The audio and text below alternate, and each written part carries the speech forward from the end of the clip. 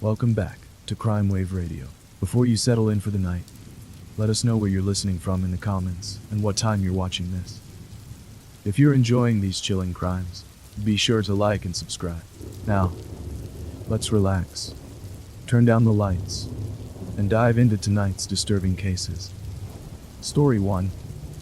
On the night of August 27, 1983, in San Francisco, California, a horrific discovery was made in a small apartment near Union Square. Laura Simmons, a 29-year-old journalist, was found dead in her bedroom, her body arranged in an unsettlingly deliberate manner.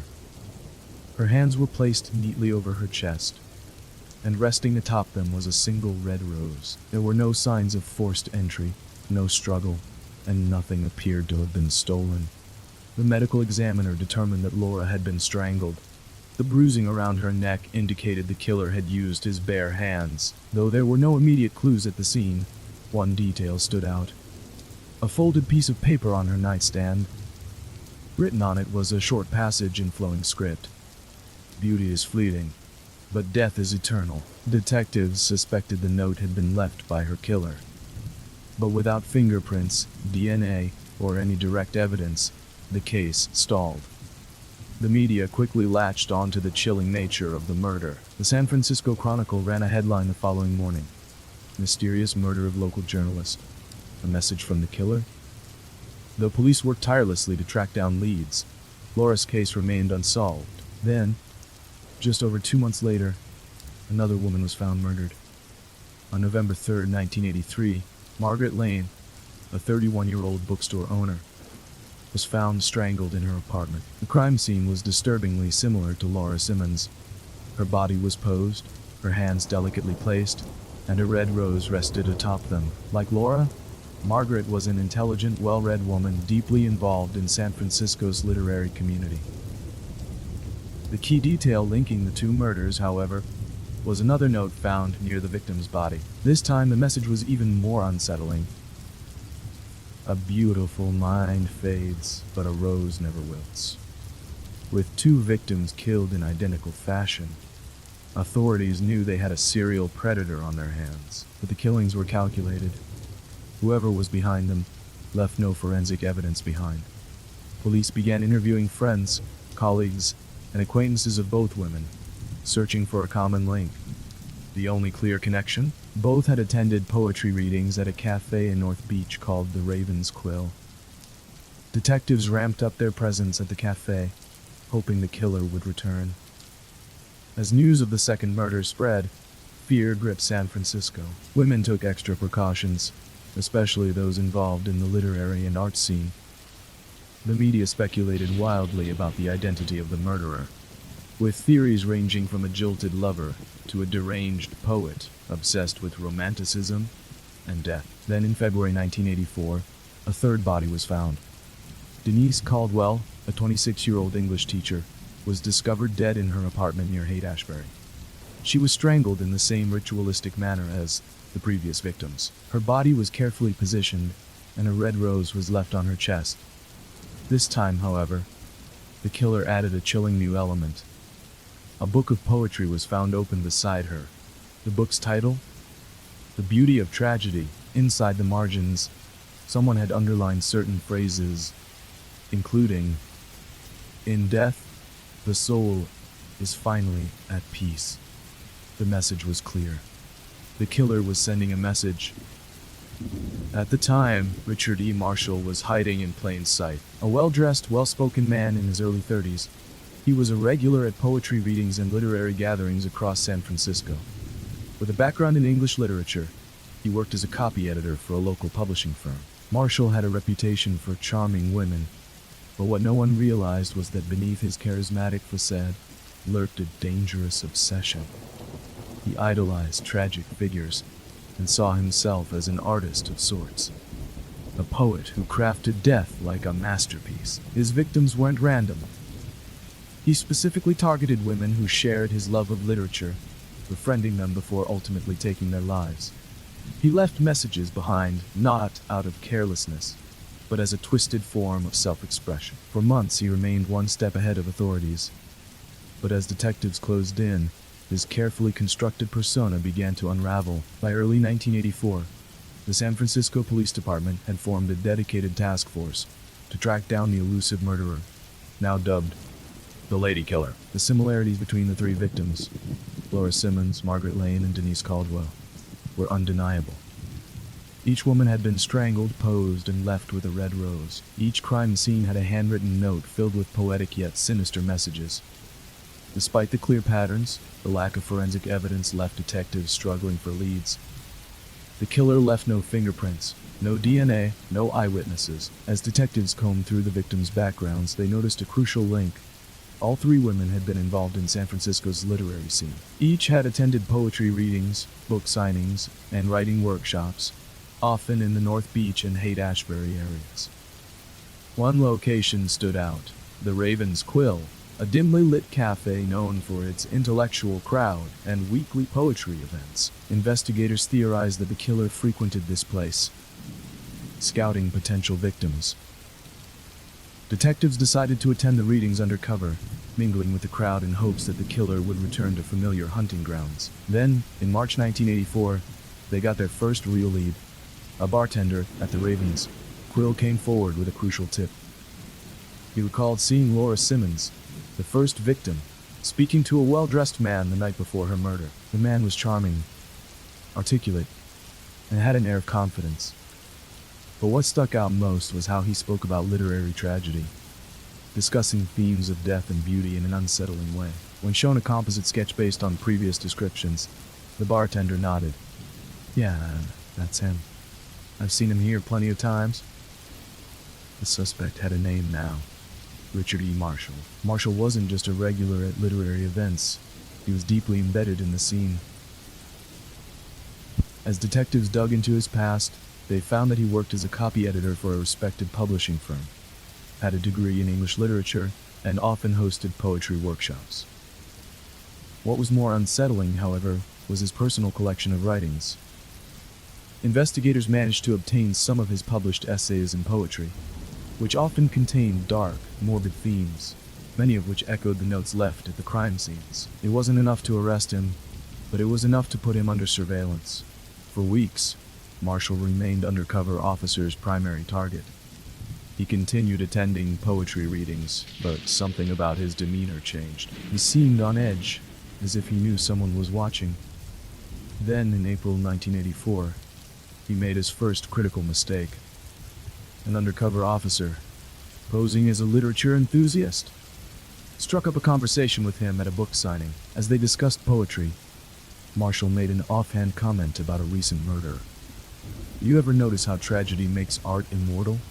Some people aren't remembered until they die." It was a strange remark, but what made it even more disturbing was that he referenced a crime scene detail that had never been made public. The underlined passage in the poetry book, found next to Denise Caldwell.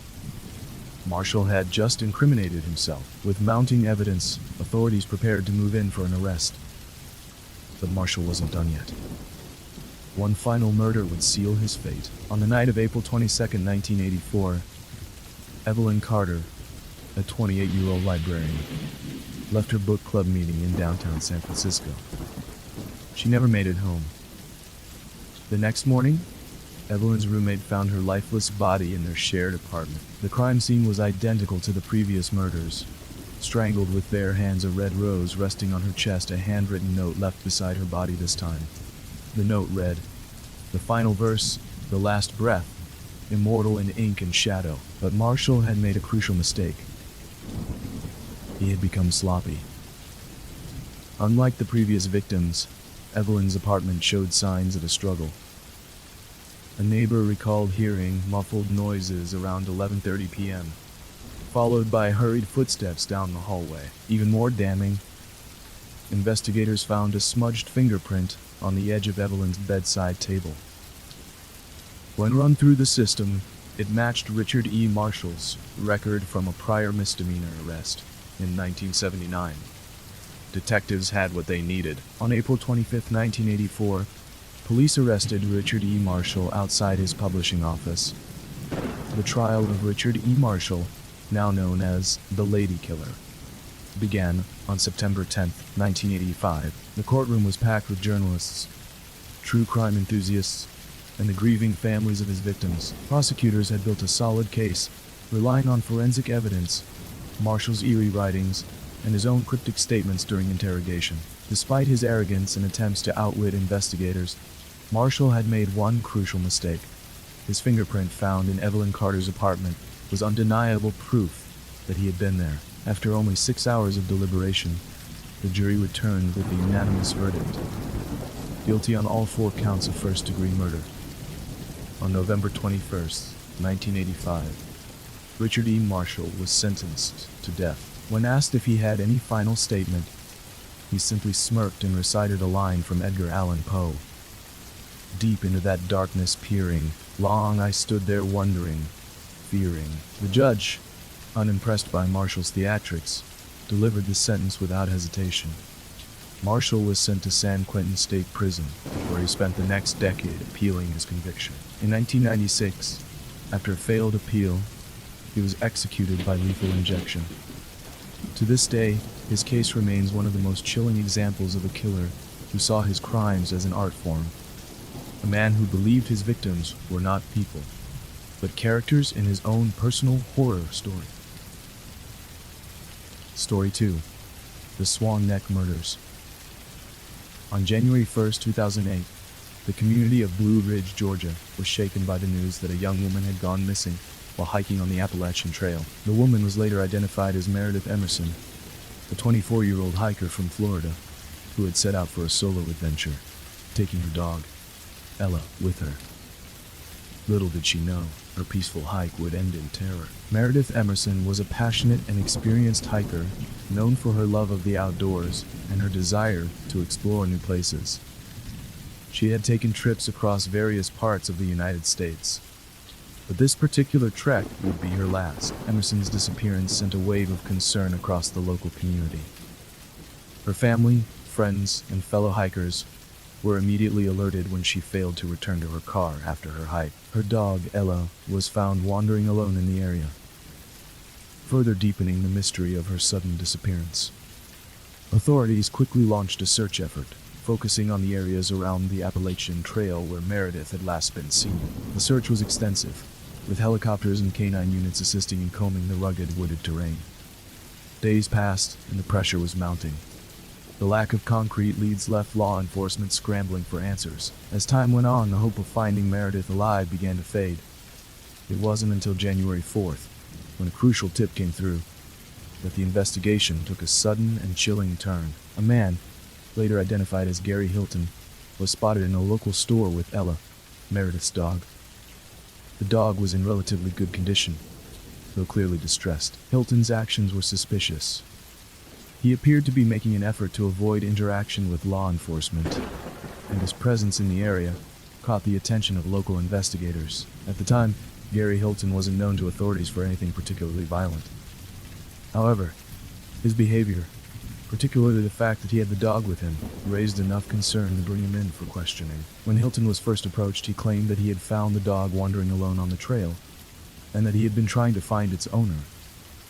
He insisted that he had no involvement in Meredith Emerson's disappearance, but his story did not sit right with the investigators, especially as the man was unable to provide clear details about the circumstances in which he had found the dog. Hilton's interaction with police raised red flags, but at this point, there was no direct evidence linking him to Meredith's disappearance. However, the situation escalated quickly. A search of his vehicle revealed further troubling evidence. Investigators found items in the car that suggested Hilton might be more deeply involved in the case than he was letting on. Among the items found were a hunting knife, a rope, and other tools commonly associated with abduction or restraint. The breakthrough came when Hilton was interrogated more thoroughly. During questioning, Hilton began to crack under pressure. He eventually confessed to the abduction and murder of Meredith Emerson. But what followed was even more chilling. Hilton's confession would reveal that he had not only murdered Meredith, but had also been responsible for several other killings. Gary Hilton described how, on the morning of December 31st, 2007, he had been driving along a stretch of road near the Appalachian Trail when he spotted Meredith. She was hiking alone, a choice that made her an easy target. Hilton, who had been living a transient lifestyle and had already been linked to other disturbing incidents, saw an opportunity to strike. He approached her with a ruse, perhaps pretending to be a fellow hiker or in need of assistance. But once they were alone, Hilton overpowered her. He bound her and forced her into his vehicle, taking her to a remote location in the woods where he carried out his violent acts. It was in this secluded spot, far away from any help or witnesses, that Hilton strangled Meredith Emerson to death. Afterward, he disposed of her body in the woods, attempting to conceal it in an area he hoped would not be discovered. He then left, taking Ella with him, likely thinking that the dog's presence might help divert suspicion for a time. In his confession, Hilton spoke of how he had been fascinated by the idea of taking victims in remote places, where he could control the situation and make the killing seem less traceable. The fact that Meredith was a solo hiker made her an ideal victim in his mind. Her body would be far removed from the public eye, hidden deep in the wilderness where no one would find her for days, even weeks. Hilton described the murder with unnerving calmness, giving chilling details of how he planned the abduction and how he carried out his escape. Meredith Emerson's body was found shortly after Hilton's confession, hidden in a rugged area just off the trail, confirming the horrific truth of his statements. The discovery of her body brought closure to the search, but it also opened the door to an even darker truth.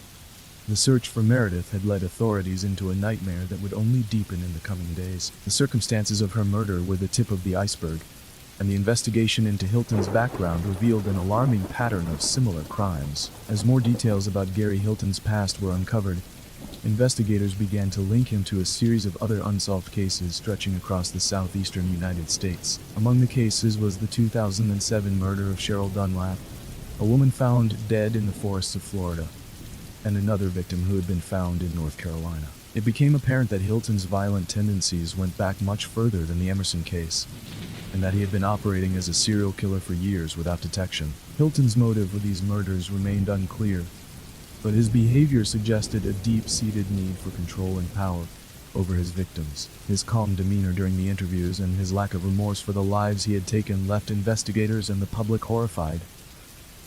He didn't fit the typical profile of a serial killer, but his actions were undeniably calculated, and his understanding of how to remain undetected made him all the more dangerous. As the search for Meredith Emerson's killer came to a close with Gary Hilton's confession, law enforcement quickly realized that this case was far from isolated. Hilton's arrest provided a crucial breakthrough, but it also raised many unsettling questions. His capture led authorities to revisit several cold cases across the southeastern United States, where they began to see eerie similarities in the method and profile of Hilton's crimes. The more they looked, the more they were horrified by what they found. The first case that came into focus was the 2007 murder of Cheryl Dunlap, a Florida woman whose body had been discovered in a remote area of the Apalachicola National Forest. Like Meredith Emerson, Cheryl had been a solo hiker, and her murder had baffled investigators.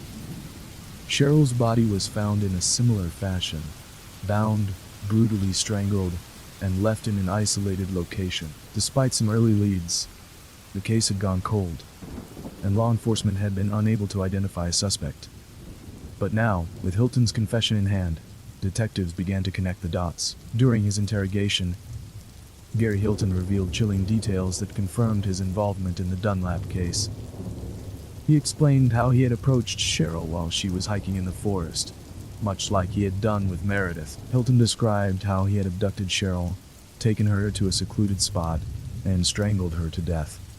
Her body had been hidden, not far from the main trail, just as Meredith's had been. Hilton's ability to evade capture for so long, coupled with his meticulous nature, was becoming increasingly clear. The investigators also turned their attention to another cold case, a murder that had occurred in 2006, where the victim, a woman in North Carolina, had been found under similar circumstances. Hilton's past began to unfold as he admitted to committing several murders before he had even been apprehended for Meredith Emerson's death. Law enforcement quickly realized that Hilton's killing spree extended beyond Georgia, and his method of targeting women, primarily solo hikers, had been consistent throughout the years. One of the most disturbing aspects of Hilton's crimes was the level of control he maintained over his victims. He carefully selected women who were alone, often in isolated and desolate areas, where they were vulnerable and had no one to call for help. Hilton's method of overpowering them was swift and brutal,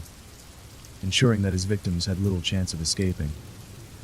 It became apparent that Hilton had developed a twisted pattern, where he would stalk and plan his attacks with unsettling precision. As investigators pieced together the timeline of Hilton's crimes, it became evident that he had been operating with chilling efficiency. He would often travel to different states, moving through the Appalachian Trail, the forests of Florida, and other remote areas, where he knew he could find victims who were most vulnerable. His ability to stay under the radar for so long was aided by his nomadic lifestyle, which made it difficult for law enforcement to track his movements. Hilton's connection to each of his victims appeared to be purely opportunistic, as he took advantage of their solitude and his ability to disappear into the wilderness. Hilton's history began to surface in more detail as investigators reviewed his background. He had spent years living on the fringes of society, often in small towns and rural areas, where he could blend in unnoticed. His criminal record was mostly minor, consisting of arrests for theft and other non-violent offenses, which had allowed him to avoid suspicion in the early stages of his killing spree. Hilton had been able to keep his darker impulses hidden from law enforcement, as he used his charm and manipulative nature to disarm anyone who might have been wary of him. He was adept at convincing people that he was harmless, that he was just another traveler passing through. Despite his ability to evade detection, Hilton's downfall came as a result of his own carelessness. When he was apprehended for Meredith Emerson's murder, the investigation into his past gained momentum, leading to the discovery of his involvement in the deaths of other women. Law enforcement officials now believe Hilton may have been responsible for even more unsolved murders, but the lack of concrete evidence in many cases made it difficult to make additional charges. As Hilton's confession continued to unfold, investigators found themselves grappling with the horror of the crimes he had committed.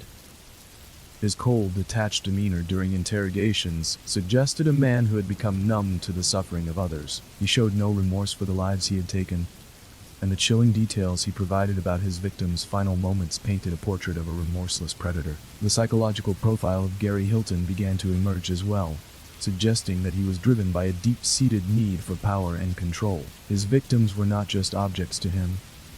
They were symbols of his dominance over those he deemed weaker than him. Hilton's acts of violence were a means of asserting his authority and feeding his twisted sense of superiority. His calm recollection of the murders, devoid of any emotional response, painted a portrait of a man who had become numb to the suffering he caused. The investigation into Gary Hilton's past continued to shed light on the depths of his depravity. Hilton's crimes were not spontaneous. They were carefully planned, coldly executed, and strategically hidden.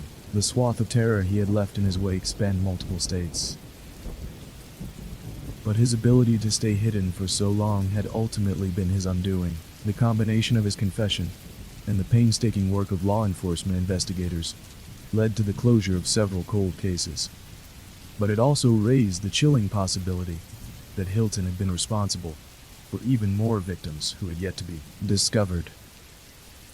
As Gary Hilton's confessions continued to unfold, the legal process soon took its course, bringing the case to the courtroom. Hilton's trial became a national sensation as the public grappled with the horrific nature of his crimes and his cold demeanor throughout the investigation.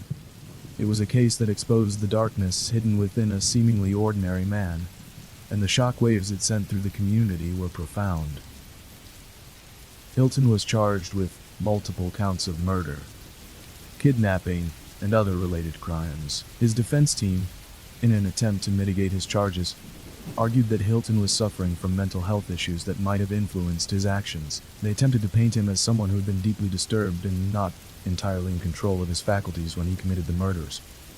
However, the prosecution was steadfast in their argument that Hilton's crimes were not the result of a mental breakdown, but the deliberate actions of a remorseless killer. The case against Hilton was built primarily on his own confession, along with the overwhelming evidence found in his possession, such as the tools he had used to carry out his abductions and the disturbing details he provided about the murders. The prosecution's case also emphasized the chilling pattern of Hilton's killings, which showed his methodical approach to each victim and his ability to evade detection for years. Hilton's lack of empathy, along with his calmness during questioning, painted a picture of a man who had committed his crimes with a level of detachment that made him all the more dangerous. In the courtroom, Hilton's demeanor was unsettling. He sat mostly silent, offering little to no reaction to the emotional testimonies of the victims' families, or the graphic recounting of his crimes. His lack of remorse and his emotionless responses during the trial shocked those who were involved. Many of the families of his victims attended the trial, and they spoke of the profound pain and loss they had experienced as a result of Hilton's actions. Meredith Emerson's family in particular was vocal, describing the love they had for their daughter and the devastation caused by her senseless death. As the trial progressed, Hilton's lawyers continued to try to shift the blame to his mental state, but it was clear that his actions were deliberate and intentional. Expert testimony from psychologists and criminal analysts painted a disturbing picture of Hilton as someone who had likely been committing similar crimes for years, carefully selecting his victims and executing his murders without leaving behind a trace. His psychological profile indicated that he had a strong need for control and dominance, and his murders were a way for him to assert his power over others. The jury deliberated for several days before returning with a guilty verdict on all charges. The decision was met with relief by the families of the victims, who had long awaited justice for their loved ones. Hilton's lack of reaction to the verdict only reinforced the chilling nature of his personality. Throughout the trial, he had shown little emotion, and even as the gavel struck, there was no sign of remorse, no hint of guilt. Hilton was sentenced to death for his crimes, with the possibility of a lengthy appeals process that would stretch on for years. His conviction marked the end of a long and harrowing journey for the victims' families, but it also opened up broader questions about how such a man could have slipped through the cracks for so long. Hilton's ability to blend into society, despite his violent tendencies, served as a stark reminder of the dangers of individuals who live on the fringes, unnoticed and unchallenged. Story 3. The abduction of Carly Brucia. On the afternoon of February 1st, 2004, Carly Brucia, an 11-year-old girl from Sarasota, Florida, was enjoying a typical Saturday. She had spent the morning with her friends, and by late afternoon, she was walking home from a friend's house when her life would be forever changed. It was a seemingly ordinary moment. A young girl walking down the street. Carly was last seen on a surveillance camera at a car wash just a few blocks from her home. The footage, though grainy, captured the horrifying abduction. As she walked past the car wash, a man, later identified as Joseph P. Smith, approached her from behind. He grabbed Carly and pulled her towards his vehicle, dragging her into the parking lot before forcing her into his car. The whole incident was captured on the store's security camera, but the man was too quick for anyone nearby to intervene. As Carly was taken, it was clear that this was no ordinary kidnapping. The surveillance footage of her abduction would become central to the case, and as the community watched in horror, the search for Carly Brucia began in earnest. News outlets were quick to report the chilling footage, and law enforcement quickly mobilized, launching an intensive search effort that spanned miles around Sarasota. The footage was aired repeatedly on the news, offering the only concrete evidence in the case. For Carly's family, the news was a nightmare. Her mother, who had been expecting Carly to return home from her friend's house, was devastated by the realization that her daughter was missing. What started as a routine walk home had now turned into a desperate race against time. Local authorities, aided by the FBI, began canvassing the area, speaking with neighbors, friends, and anyone who might have seen something suspicious. While the search continued, investigators worked tirelessly to analyze the video footage from the car wash, hoping to identify the abductor. The grainy image of the man quickly became a focal point of the investigation. He appeared to be wearing a dark hoodie and had a distinctive appearance, which was what made him stand out. Law enforcement began releasing sketches based on the footage, but even with the video evidence, there were no immediate breakthroughs. Carly's family, while hopeful that she would be found alive, had to confront the grim reality that the chances of finding her unharmed were rapidly dwindling. The news spread quickly across Sarasota, and soon the case garnered nationwide attention. The urgency of the situation grew, and the town of Sarasota was in a state of anxiety. Everyone was left asking the same question: who had taken Carly, and why? The police began interviewing anyone who could possibly be connected to the case. They spoke with Carly's friends, schoolmates, and teachers to gather any potential leads. They also began looking into people who lived near the car wash or who were seen in the area at the time of the abduction. Despite their best efforts, leads were few and far between, and the investigation seemed to stall. As hours turned into days, the search for Carly became more desperate. Volunteers combed through local parks, wooded areas, and other places where the young girl might have been taken. But despite all efforts, there was no sign of Carly. Meanwhile, the footage continued to play on television, and the image of Carly being dragged away by a stranger became burned into the minds of many. People around the country were now watching, hoping that somehow Carly would be found before it was too late. But with every passing hour, the community's fear grew stronger, and the hope that she would return safe seemed to fade. Then, just as it seemed like the case might stall, a breakthrough came. The breakthrough came when investigators received an anonymous tip. A local resident had come forward, claiming to have seen a vehicle matching the description of the one seen in the surveillance footage. This tip would lead to a crucial development in the case, as the vehicle's owner was quickly identified as Joseph P. Smith, a man with a criminal history. Smith, a 37-year-old man with a history of violent offenses, had been living in Sarasota for several years. His past included charges related to battery, and he had served time in prison for various crimes. However, despite his criminal history, he had not been considered a major suspect at the outset of the investigation. That all changed once his vehicle was linked to Carly's abduction. With this new lead, investigators turned their focus towards Smith, and the pressure mounted as they sought to find out whether he had any involvement in the disappearance of Carly Brucia. As they delved deeper into his background, they discovered unsettling details. Smith had been living in a trailer park on the outskirts of Sarasota, not far from where Carly had been abducted. His residence, though modest, was quickly added to the list of places to search.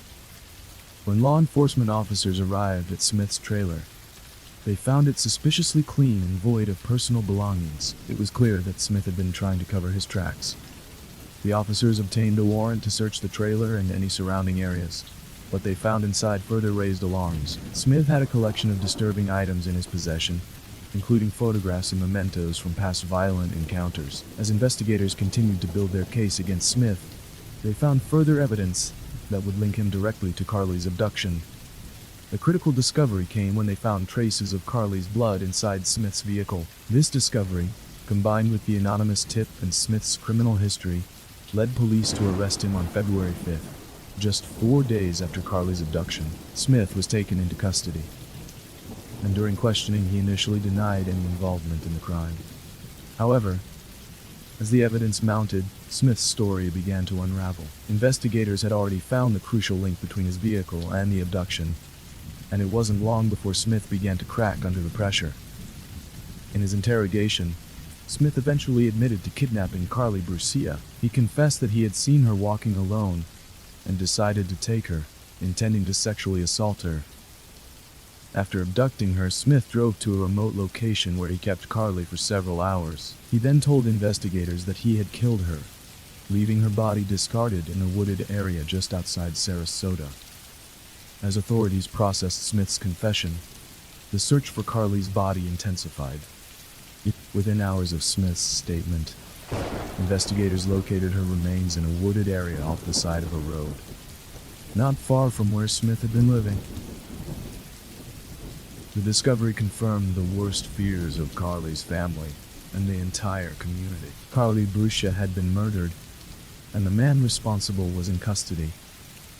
The news of Carly's death sent shockwaves through Sarasota and beyond. The hope that she might be found alive was shattered, and the reality of her tragic fate left a community grieving and angry. Carly's family, who had held on to the hope that their daughter would return safely, now had to confront the unbearable loss of a loved one taken far too soon. As the investigation continued, it became clear that Smith had been a dangerous and calculating individual.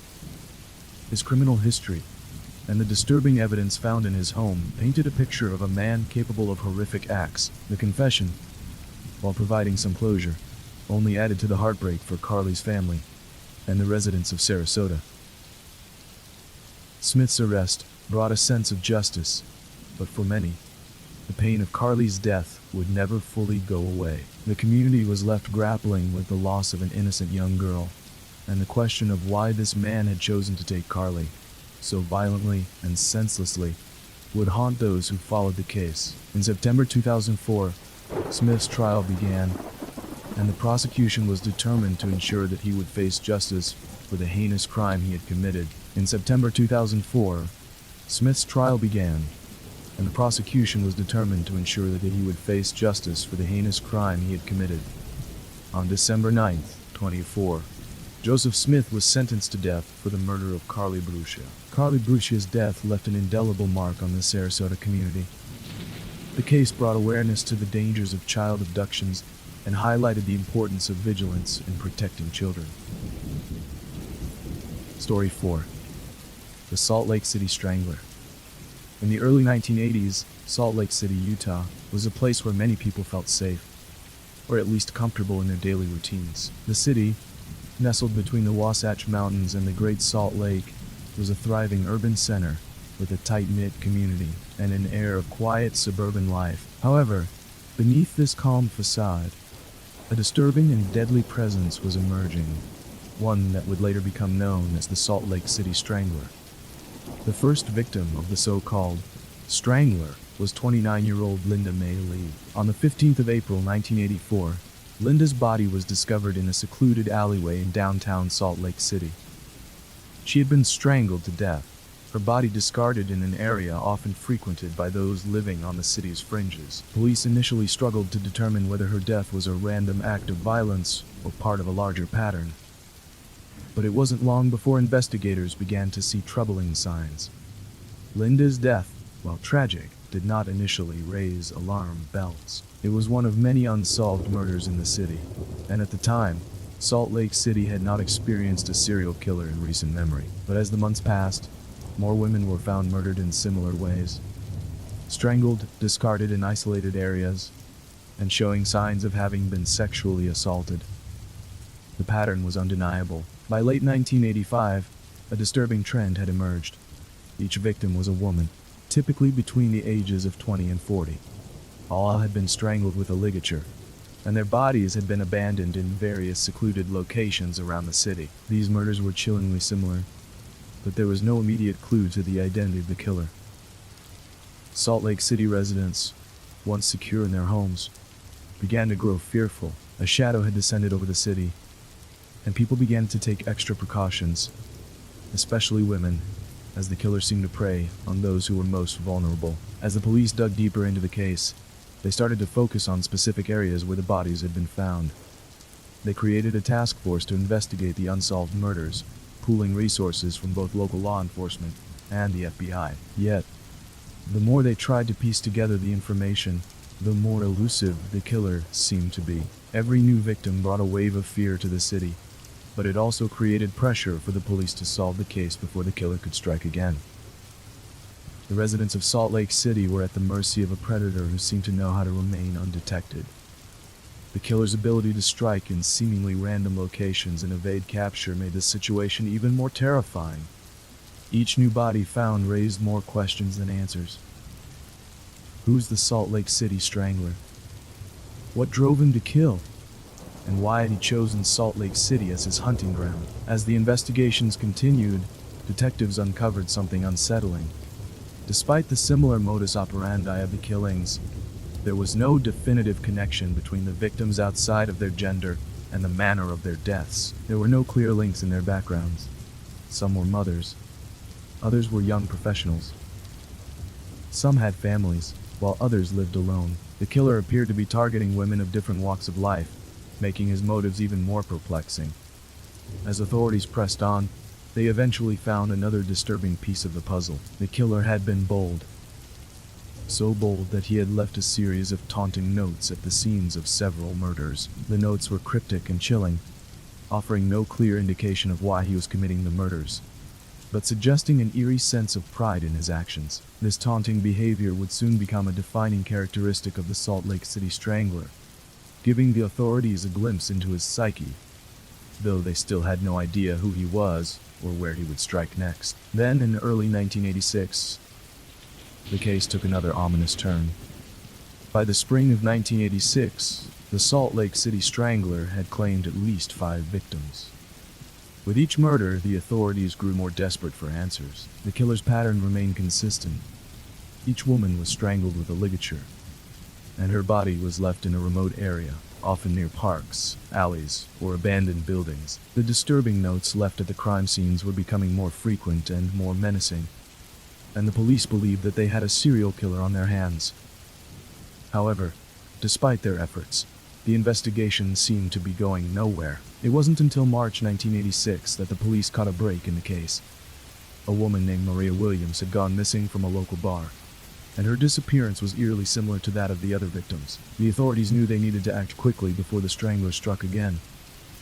The police, with the help of the FBI, set up a task force dedicated to finding Maria and, hopefully, identifying the killer. Investigators began canvassing the area, interviewing local residents, and reviewing footage from security cameras. A breakthrough came when a witness reported seeing a man matching the description of a suspect seen in the vicinity of the bar just hours before Maria's disappearance. The description was vague, but the police were able to put together a sketch of the man based on witness statements.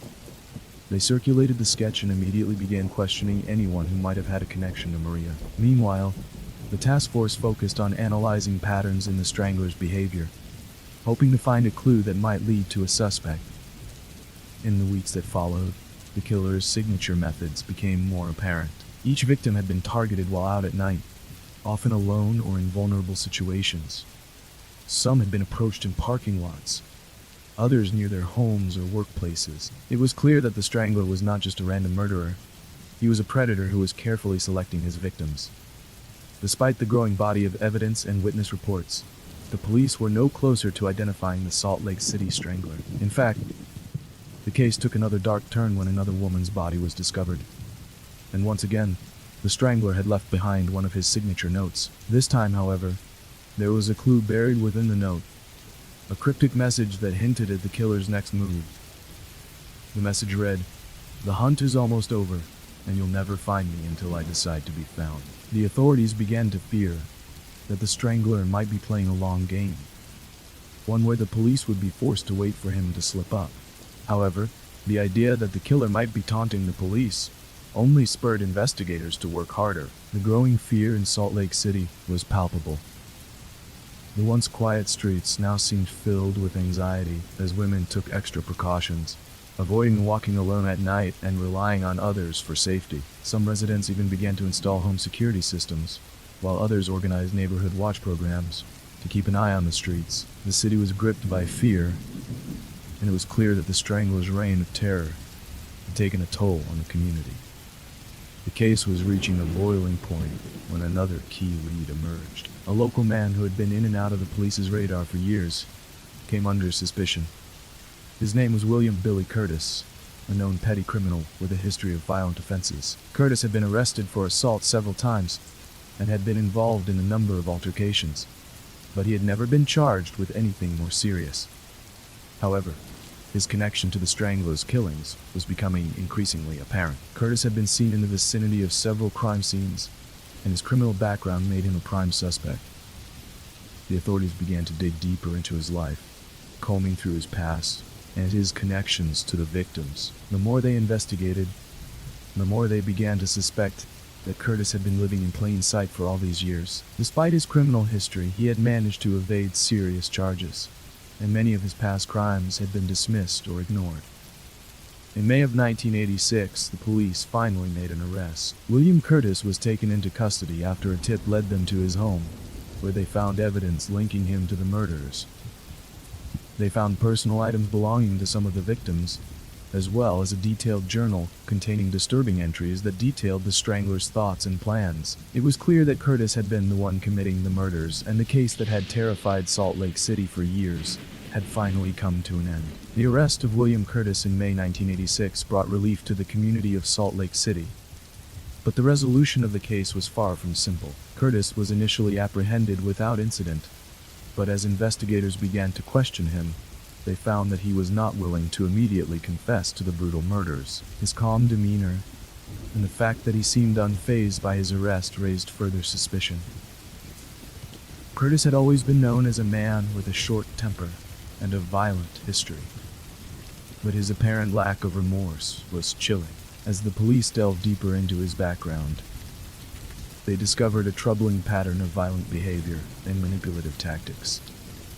Curtis had a history of attacking women and had been involved in a series of violent altercations. However, there was no clear evidence that he had been responsible for the string of strangulations that had terrorized the city. But investigators soon realized that Curtis had been hiding in plain sight all along. His history of minor crimes had kept him off the radar of major investigations. Curtis's arrest was followed by a search of his residence, where police found a cache of items belonging to the victims: clothing, personal belongings, and even photographs that appeared to show Curtis with some of the women he had murdered. One piece of evidence stood out in particular: a small, leather-bound journal, which Curtis had kept meticulously over the years. The journal contained a series of disturbing entries that detailed his thoughts, fantasies, and frustrations. The journal offered chilling insights into Curtis's mindset. It revealed the dark motivations behind his killings. He was not just a random murderer, but a man obsessed with control. The entries suggested that Curtis viewed the women as objects to be discarded, and that he derived a sense of power from taking their lives. His notes were filled with references to the hunt, and how he relished the feeling of dominance over his victims. One entry, written shortly after the death of one of his victims, read, "They never see it coming, but I am always watching. I will always be watching." The more investigators read, the more they were able to piece together the cold and calculating mind behind the crimes. Curtis had carefully planned each murder, methodically choosing his victims and staging their bodies to ensure they were discovered in a manner that would cause maximum fear. As Curtis was formally charged with the murders, the case took a new twist. During the investigation, police uncovered the fact that Curtis had been involved in several other unsolved cases in nearby cities. His method of strangulation and his signature behavior, stalking and then abducting women, matched the patterns of other unsolved murders across the region. With new information, authorities began to link Curtis to other cold cases and realized that his reign of terror had extended beyond Salt Lake City. The trial of William Curtis was an emotional and harrowing affair for the families of the victims, as well as for the community at large. The prosecution presented a solid case, relying on the journal, physical evidence, and witness testimony to demonstrate Curtis's guilt. The defense, however, tried to argue that Curtis's actions were the result of mental illness, and that he should not be held fully responsible for his crimes. They claimed that he had suffered from a long history of psychiatric issues that may have influenced his violent behavior. But the prosecution countered with evidence that Curtis had shown no signs of mental instability before the murders. They argued that his behavior was premeditated, and that he had planned his attacks with chilling precision. The case hinged not just on the brutality of the murders, but on Curtis' calculated actions leading up to each crime. In the end, the jury convicted William Curtis of all charges.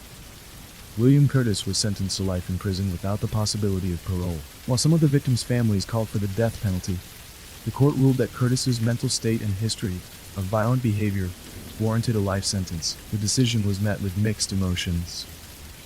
Some felt that Curtis deserved to die for his crimes, while others believed that a life sentence was a more fitting punishment.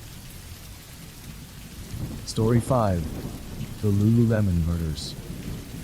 On the morning of March 11, 2011, the peaceful suburban neighborhood of Bethesda, Maryland, was rocked by a horrific crime that would capture national attention. The Lululemon Athletica store, known for its upscale athletic wear, was the scene of a brutal and senseless attack. Two women, Janae Nichols and her co-worker, Brittany Norwood, were working their shifts at the popular retail store when an incident occurred that would change their lives and the lives of their families. Forever, the events began with a seemingly ordinary day. Janae and Brittany, both young women in their 20s, were doing their usual routine in the Lululemon store, assisting customers and managing the small retail space. They were both well liked by their co-workers and enjoyed working together, often chatting and joking during their shifts. However, that day, something went terribly wrong. Around 10:30 p.m., after the store had closed for the night, an altercation took place. It was reported that the two women were in the store when a masked man entered. The attacker, later identified as a stranger to both Janae and Brittany, attacked them in a brutal fashion. He used weapons, such as a metal rod and a knife, to attack the women. The assault was quick and vicious, but the details of the attack would not become clear until later in the investigation. Janae Nichols, 30 years old, was killed in the attack, while Brittany Norwood survived, though she had been seriously injured. The scene that investigators discovered when they arrived was horrifying. Janie's body was found on the floor of the store, while Brittany had somehow managed to escape to a nearby bathroom, where she was later found, bloody but alive. As police arrived on the scene, they immediately began to piece together the horrific events. They initially believed that they were dealing with a robbery gone wrong. The store had been ransacked, and several items were found to be missing, lending credence to the idea that a robbery had been the motive for the attack. However, as they spoke to Brittany, the story began to unravel in unexpected ways. Brittany, despite her injuries, was able to give investigators a brief statement. She described the attacker as a masked man who had entered the store with the intent to rob it. According to Brittany, the man had tied her and Janae up, attacked them, and left the scene, leaving her for dead. Her story appeared to fit the initial evidence. The store had been disturbed, and the attack seemed random. The police, however, were not convinced. Something didn't sit right with them, and the inconsistencies in Brittany's story would soon come to light. The police's suspicions grew when they discovered that Brittany had been acting strangely after the attack. Her story began to shift with each retelling, and her behavior raised alarm. Investigators began to look more closely at the evidence, and they soon realized that Brittany had a much darker role in the events that transpired that night. As investigators began to piece together the evidence, they noticed a growing number of inconsistencies in Brittany Norwood's version of events.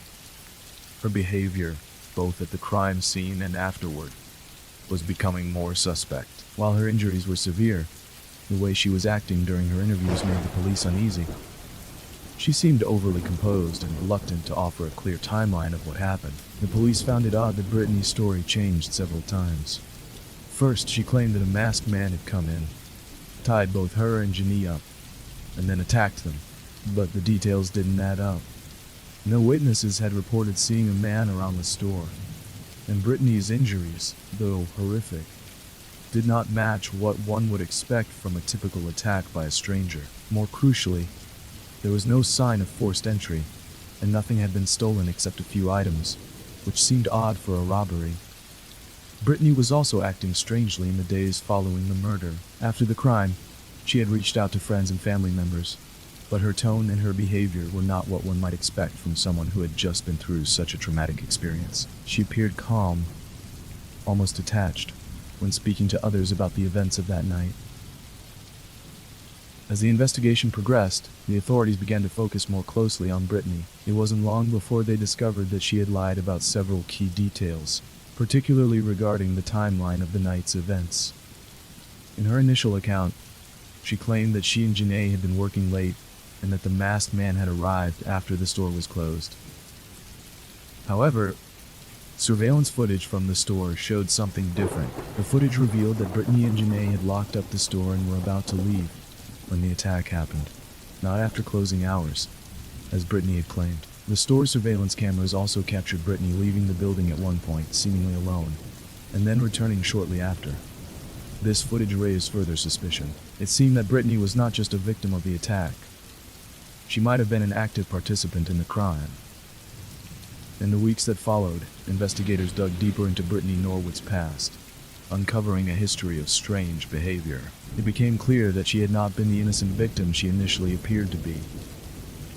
Brittany had been a troubled individual, having faced several personal and financial challenges in her life. She had a history of minor criminal activity, and had even been involved in previous incidents where her actions were called into question. Yet, no one could have predicted the violent crime she was about to be connected to. The breakthrough came when the police uncovered evidence that Brittany had deliberately orchestrated the attack on Janae Nichols. Brittany had been harboring a deep grudge against her coworker, and what seemed like a random robbery was actually a calculated and premeditated murder. Brittany had become jealous of Janae for reasons that were not immediately clear, but investigators soon uncovered that she had been resentful of Janae's work ethic, her popularity among the staff, and her overall success at the store. The two women had been co-workers for a few months, and while they appeared friendly, there was underlying tension that had been building for weeks.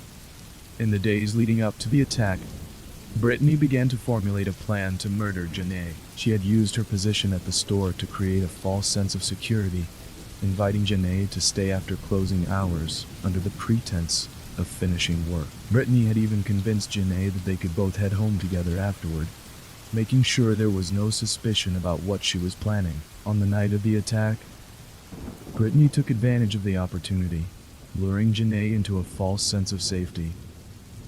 Once the store was locked up and they were alone, Brittany launched a violent attack on Janae. She used the weapons she had brought with her, a metal rod and a knife, to savagely kill her coworker. In an effort to make it look like a robbery gone wrong, Brittany staged the crime scene, tossing items around the store and removing a few items of clothing. She then pretended to be the victim, claiming that a masked intruder had come in and attacked them both.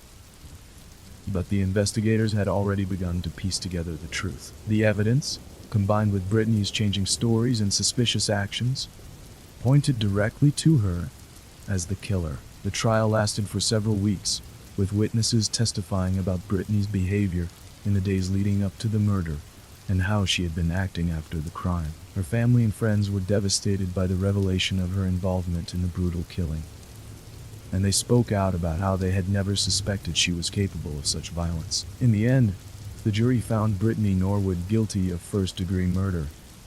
The prosecution had successfully proven that Brittany had killed Janae Nichols with premeditation, and her actions were driven by a deep-seated jealousy and resentment. The sentence was handed down swiftly: life in prison without the possibility of parole. The impact of the murder reverberated throughout the Bethesda community, as well as the larger Lululemon company. Many of the store's employees were devastated by the loss of Janae Nichols, whom they remembered as a kind, hard-working, and dedicated coworker. Story 6. The Kidnapping of Jamie Hyneman. On the evening of October 2, 2015, a quiet suburban neighborhood in San Francisco was struck by an event so horrifying that it would leave the entire city in shock. Jamie Hyneman, a 45-year-old mother of two and an upstanding member of her community, was kidnapped in a harrowing act of violence that sent ripples through her family, friends, and neighbors. Her disappearance marked the beginning of a terrifying and puzzling case that would later reveal a disturbing web of secrets, obsession, and deception. Jamie had just finished a typical day at work, a job she had been dedicated to for many years as a marketing manager at a local firm. She had a fulfilling career, a loving family, and an active social life. That evening, she made plans to meet a friend for dinner and went to a local restaurant.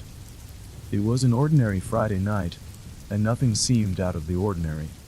But what happened next would take everyone by surprise. As Jamie was leaving the restaurant after her meal, she was approached by a man. The stranger, later identified as Stacy Smith, had been lurking around the restaurant for several hours. He had been watching Jamie, his obsession with her growing with each passing minute. Stacy, a man with a long history of stalking behavior, had been fixated on Jamie for months. Though they had never met, he believed that Jamie was the key to his twisted desires. Without warning, Stacy forced Jamie into his car, threatening her with a gun. At that moment, her whole world turned upside down. She was terrified, her mind racing as she realized the gravity of the situation. Stacy, a man with a deep and troubling history, was about to take her on a nightmarish journey. For hours, Jamie was held captive by Stacy, who drove her to an isolated location on the outskirts of the city. Throughout the night, Stacy continued to threaten her, and made disturbing demands. He had carefully planned the abduction, but his intentions were unclear. Was he intending to ransom her? Or was there something darker behind his actions? Meanwhile, Jamie's family was frantic. When she failed to return home that night, her husband, Aaron, grew concerned. He called her friends, checked her usual spots, and retraced her steps to no avail. Jamie's phone went straight to voicemail, and there was no trace of her anywhere. By the time the police were alerted, hours had passed, and every moment felt critical. The authorities immediately launched an investigation, but the leads were scarce. All they knew was that Jamie had been taken against her will, and the man responsible had managed to keep a low profile. It wasn't long, however, before they began to uncover disturbing details about Stacy Smith's past. Stacy had a long history of violent behavior and had been previously involved in several incidents of stalking. Though he had never been convicted of anything serious, he had been obsessively following Jamie for months, showing up at places she frequented, including her workplace, and even attending public events where she was present. He had carefully studied her routines and had been waiting for the perfect opportunity to strike. As investigators dug deeper, they discovered that Stacy had been keeping a detailed journal of his obsession with Jamie. His writings were chilling, filled with references to how he believed they were destined to be together, and how he had convinced himself that she was the one person who could understand him. The police knew they were dealing with someone dangerous. Every moment mattered, and time was running out to save Jamie. As the hours passed since Jamie Hynen's abduction, her family and the police were in full crisis mode. With each passing moment, the situation became more desperate. Jamie's husband, Aaron, was beside himself with worry. He had no idea where she was or what had happened, but the thought that she was in the hands of a man who had stalked her for months was terrifying. The police, working tirelessly, tried to put together a plan to locate her, but they were dealing with a complex case that involved a man who knew how to cover his tracks. Stacy Smith, meanwhile, had brought Jamie to a remote location, a small, run-down house on the outskirts of the city. There, he kept her locked up, refusing to let her go. The house, secluded from the nearest neighbors, became the site of an ongoing nightmare for Jamie. With no way to communicate with the outside world, she was completely at the mercy of her captor. Stacy's twisted fixation with her only deepened as he spent the next several hours trying to convince Jamie that they were meant to be together. His behavior ranged from obsessive to erratic, and Jamie could feel the growing danger in every word he spoke. As the day dragged on, Jane tried to stay calm and think of a way out. She knew she had to keep her wits about her if she wanted to survive. Stacy had made it clear that he had no intention of letting her go easily, but Jamie also recognized that he might be unpredictable. He'd already shown signs of instability, and she realized that he could become violent at any moment. In her quiet moments of reflection, Jamie remembered the training she'd received in self-defense, the lessons on staying calm under pressure, and the strength she had learned to rely on in her own life. Jamie continued to engage with Stacy, keeping him talking. She asked him questions about his life, hoping to buy herself some time and maybe get a better sense of his intentions. But his responses were increasingly disturbing. He talked about how they were meant to be, and how they could run away together, as if his actions were justified by some twisted version of reality. Stacy's delusions grew more and more apparent, and Jamie realized that this was not just a random kidnapping. It was an obsession, fueled by years of fixation on her. As the police continued their investigation, they discovered crucial details that would lead them to Stacy's location. They found surveillance footage showing Jamie being forced into a car outside the restaurant, but the images of the car itself were unclear. However, investigators quickly narrowed down their search by looking into Stacy Smith's background, and a chilling connection came to light. Stacy had once been a neighbor of Jamie's, and although they had never interacted directly, he had lived near her for several years. He knew her routines, her movements, and even some details of her personal life, which made the abduction seem almost premeditated. The police were also able to trace Stacy's whereabouts through cell phone data and his known associations with other individuals. With this information in hand, a SWAT team was deployed to the area around the isolated house, hoping to make a quick and safe recovery of Jamie before things escalated further. But the clock was ticking. In a last-ditch effort to calm Stacy and buy some time, Jamie used a technique she had learned in self-defense classes. She appealed to his ego. She told him that she needed to think, and asked for some space. Stacy, eager to believe that she was finally coming around to his way of thinking, allowed her to move to a different room. As soon as she had a moment to herself, Jamie used the opportunity to assess her surroundings. The house was small and run down, but there were windows that could provide an escape if necessary. She knew she couldn't make any rash decisions, but she was beginning to plan her next move. Meanwhile, the police were closing in on the location. They had successfully triangulated Stacy's position based on his cell phone activity and the surveillance footage, and they were preparing to storm the house. The officers were determined not to let this situation drag on any longer. Time was crucial, and they feared that if they waited too long, Stacy might escalate his actions. Back inside the house, Stacy's behavior was becoming increasingly erratic. His conversations with Jamie grew more frantic, and he was no longer the calm, almost persuasive figure he had been earlier. Jamie could sense that he was becoming agitated, his mind unraveling as his fantasies of a future with her began to clash with the reality of their situation. As the police closed in on the remote house where Jamie Heineman was being held, the tension reached a boiling point. Stacy Smith, now increasingly unstable, had become more paranoid. He sensed that something was wrong. His delusions were beginning to crack, and the reality of the situation hit him. At this moment, Jamie's survival instincts kicked into overdrive. Having assessed her surroundings, Jamie made the difficult decision to attempt an escape. She knew that if she waited any longer, Stacy might lose all control, and the situation could turn deadly. Just as Stacy stepped away from the room, Jamie bolted for the window she had scouted earlier. Her heart raced as she yanked open the window and climbed out, desperate for freedom. Jamie's years of personal resilience were now her saving grace. She had no idea whether the police were close, but she knew she had to try. Her body screamed in pain as she pushed herself out of the narrow opening, but adrenaline drove her forward. She was free, at least for the moment. As she darted through the dense foliage behind the house, she could hear Stacy's voice calling out, but there was no time to waste. Fortunately, Jamie's efforts were not in vain. As she sprinted away from the house, she caught the attention of a passing motorist, who immediately called the authorities. Police officers arrived within minutes, surrounding the property and apprehending Stacy Smith without incident. Stacy was arrested on charges of kidnapping, assault, and attempted murder. The nightmare that had haunted Jamie for hours was finally over.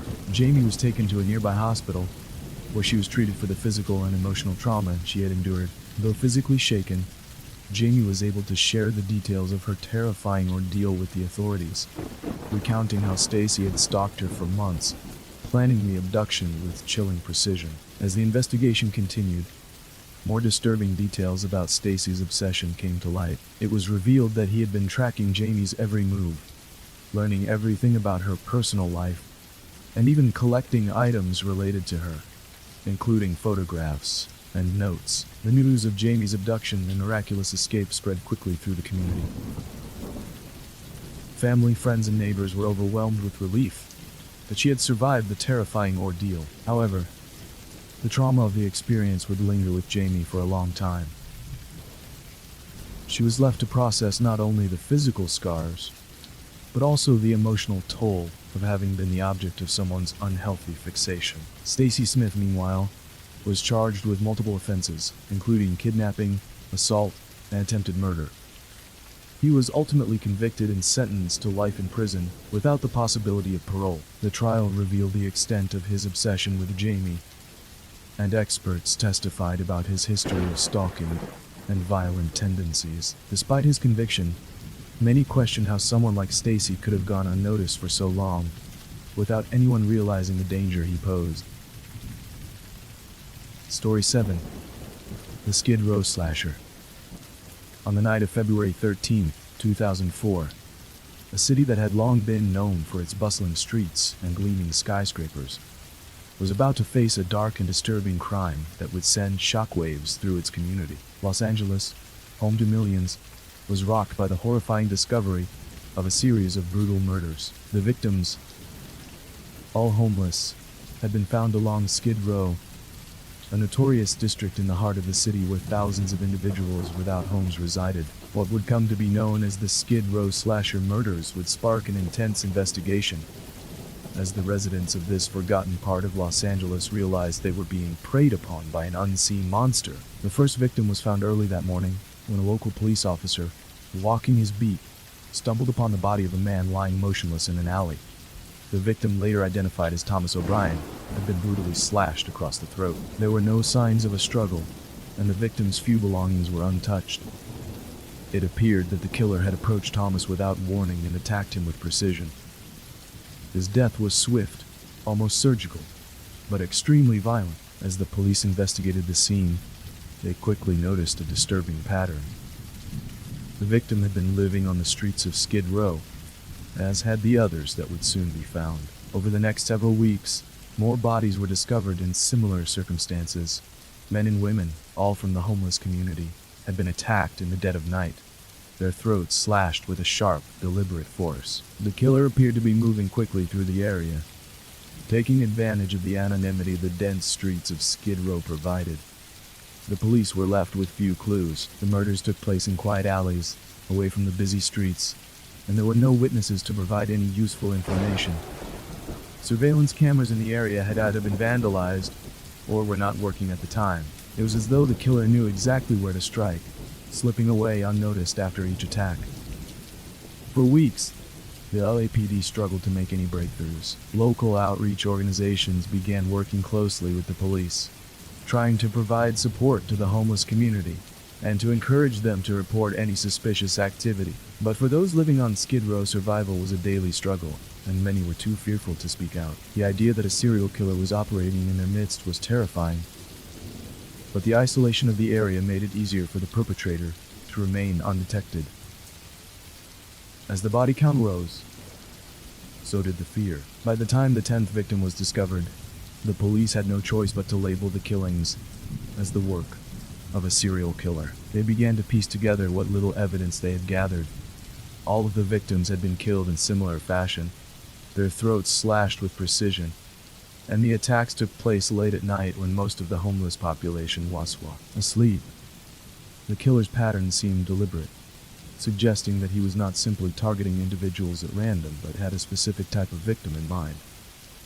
Rumors began to swirl within the Skid Row community about the identity of the killer. Some believed it was a gang initiation. Others thought it might be a person with a deep-seated hatred of the homeless.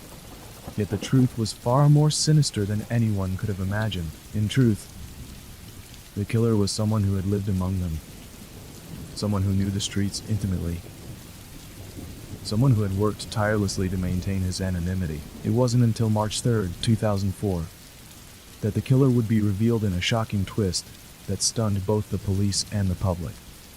By early March 2004, the murders had escalated to a frightening extent. The Skid Row slasher, as he was now known, had claimed the lives of at least 14 homeless individuals. His killings, precise and violent, sent waves of panic through the already vulnerable Skid Row community. But it was not until the 15th victim was found that the investigation took a shocking turn, and the identity of the killer would finally be uncovered. On March 5th, 2004, a witness came forward. A homeless man who had been living just a few blocks away from where one of the bodies had been discovered. This individual, whose name was never publicly revealed for his protection, reported having seen a man acting suspiciously late one night near the scene of the crime. According to the witness, the man had been wearing a dark hoodie and had approached one of the victims before disappearing into the shadows. Though the witness had been too frightened to approach the police at first, he finally mustered the courage to come forward after hearing about yet another brutal murder. The police immediately took this lead seriously. They began canvassing the area, asking other homeless individuals if they had seen anything unusual. It wasn't long before a pattern emerged. The man the witness had described matched the description of someone known to hang around Skid Row, a man named Tommy Lee Smith. Tommy Lee Smith was not a transient. He was, in fact, a former security guard who had worked for a private company that patrolled the area. He had been laid off several months before the killings began, but during his time on Skid Row, he had become a familiar face to many of the homeless residents. He was known for his odd behavior, someone who kept to himself, often watching others from the corners of the streets, but who didn't seem to pose any threat. In fact, many who knew him described him as harmless, if a bit strange. But behind his quiet demeanor was a man with a dark secret. Detective Michelle Grayson, who had been leading the investigation, knew that Tom's proximity to the crimes needed to be investigated further. Police records showed that Smith had a history of violent outbursts, including an arrest for assault several years prior. However, there had been no evidence to suggest that he had been involved in any of the murders, but, as the investigation deepened, it became clear that he had been slipping under the radar for much longer than anyone had suspected. On March 8, 2004, detectives brought Tommy Lee Smith in for questioning. He denied any involvement in the murders, explaining that he had been out of town during the times the killings had occurred. But when investigators began to ask more pointed questions about his movements and his connection to the victims, his story began to unravel. Police uncovered an unsettling pattern. Tommy had been seen near or around each of the crime scenes on the nights the murders occurred. Additionally, several of the victims had been known to frequent areas where Tommy had worked, and it was revealed that he had direct access to the places where many of them had been killed. The most damning piece of evidence, however, came when the police found traces of blood on his clothes during the search of his home. The blood was not Tom's own, but it was consistent with that of the victims. The breakthrough in the case came when a fingerprint matching Tommy Lee Smith's was found on one of the victims' belongings.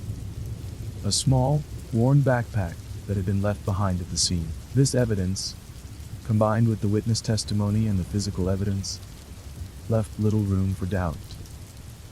Tommy Lee Smith was arrested and charged with multiple counts of murder, assault, and attempted murder. The arrest sent shockwaves through the Skid Row community, where many had come to see Tommy as an unlikely figure of authority. His involvement in the murders shattered the illusion of safety that he had once provided, and the people he had once interacted with now realized the horrifying truth. The Skid Row slasher had been hiding in plain sight all along. As Tommy was led into custody, he remained silent, showing no emotion. When asked about his motive for the killings, Tommy simply stated, "I had to do it." He offered no further explanation, and his chilling lack of remorse only deepened the mystery surrounding his actions. Tommy Lee Smith's trial began in the fall of 2004, and it quickly became one of the most notorious cases to hit Los Angeles in years. The city, still reeling from the revelation that a serial killer had been living among its homeless population, watched with intense interest as the details of Tommy's crimes were laid bare. Prosecutors painted a picture of a cold, calculating killer who had used his position as a former security guard to blend in and commit his murders without suspicion.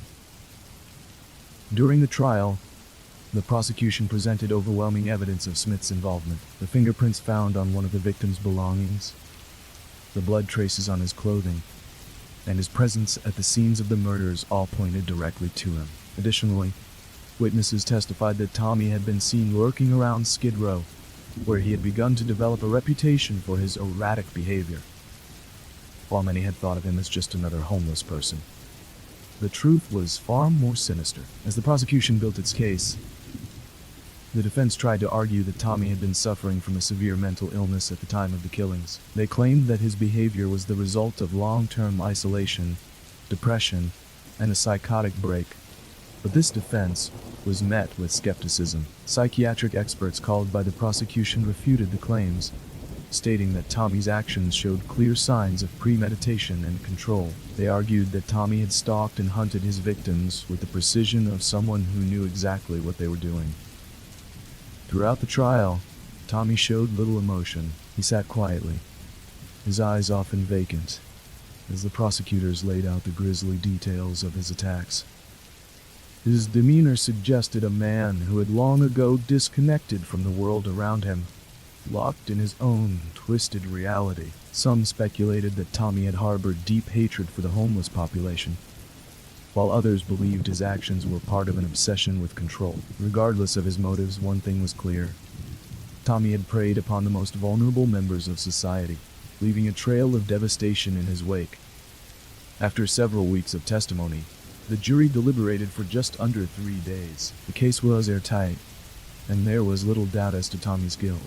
On December 3, 2004, Tommy Lee Smith was convicted of the murders of 14 homeless individuals. The jury found him guilty on all counts, and he was sentenced to life in prison without the possibility of parole. The verdict brought some measure of closure to the families and friends of the victims, but the trauma of the murders lingered, particularly for the residents of Skid Row. Story 8. The Beauty Queen Murder. On the morning of August 22, 2005, the glamorous world of pageantry was rocked by a devastating tragedy that would remain etched in the minds of those who followed it. Maria Elena Varela, a former beauty queen and beloved figure in her community, was found dead in her luxurious apartment in Miami. Her life, once filled with success, beauty, and promise, was brutally cut short in what seemed to be a violent and senseless act.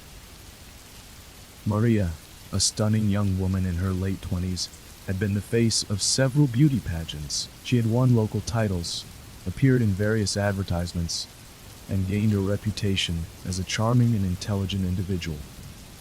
Friends and family described her as an ambitious young woman with a bright future ahead of her. But beneath her poised exterior, Maria's life was far more complicated than anyone realized. On that fateful morning, Mariah's manager, who had been trying to reach her for several days without success, decided to go to her apartment to check on her. When the manager arrived, he was shocked to find Mariah's door slightly ajar. As he entered the apartment, he immediately noticed something was wrong. The apartment was eerily quiet, and Mariah's body lay motionless on the floor. The scene was chilling. Maria had been brutally murdered.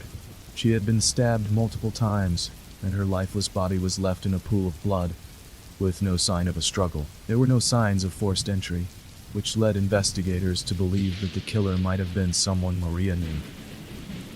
Her belongings, including her expensive jewelry and designer clothing, had not been stolen, further suggesting that robbery was not the motive behind the murder. The Miami Police Department quickly arrived on the scene and began to investigate. Detectives interviewed friends, family, and colleagues, trying to piece together Mariah's life in the days leading up to her death. The beauty queen's popularity and beauty had led her into circles of both influential figures and potential enemies. While she had a number of admirers, she had also made enemies along the way. Rivalries and jealousies were often part of the world of beauty pageants. As the investigation unfolded, several key pieces of evidence were uncovered. It became apparent that Maria had been living a double life. She had recently started dating a man named Roberto Martinez, a businessman with ties to the local nightlife scene. Maria's relationship with Roberto, while seemingly perfect on the outside, was riddled with complications. Friends reported that Maria had become increasingly distant and withdrawn in the months leading up to her death, and there were rumors of infidelity in the relationship. However, Maria's friends also revealed that she had been determined to make it work, despite her misgivings. Police also discovered that Maria had recently ended a brief but intense relationship with a wealthy businessman named Victor Salazar. Their relationship had been tumultuous, with several arguments witnessed by friends and colleagues.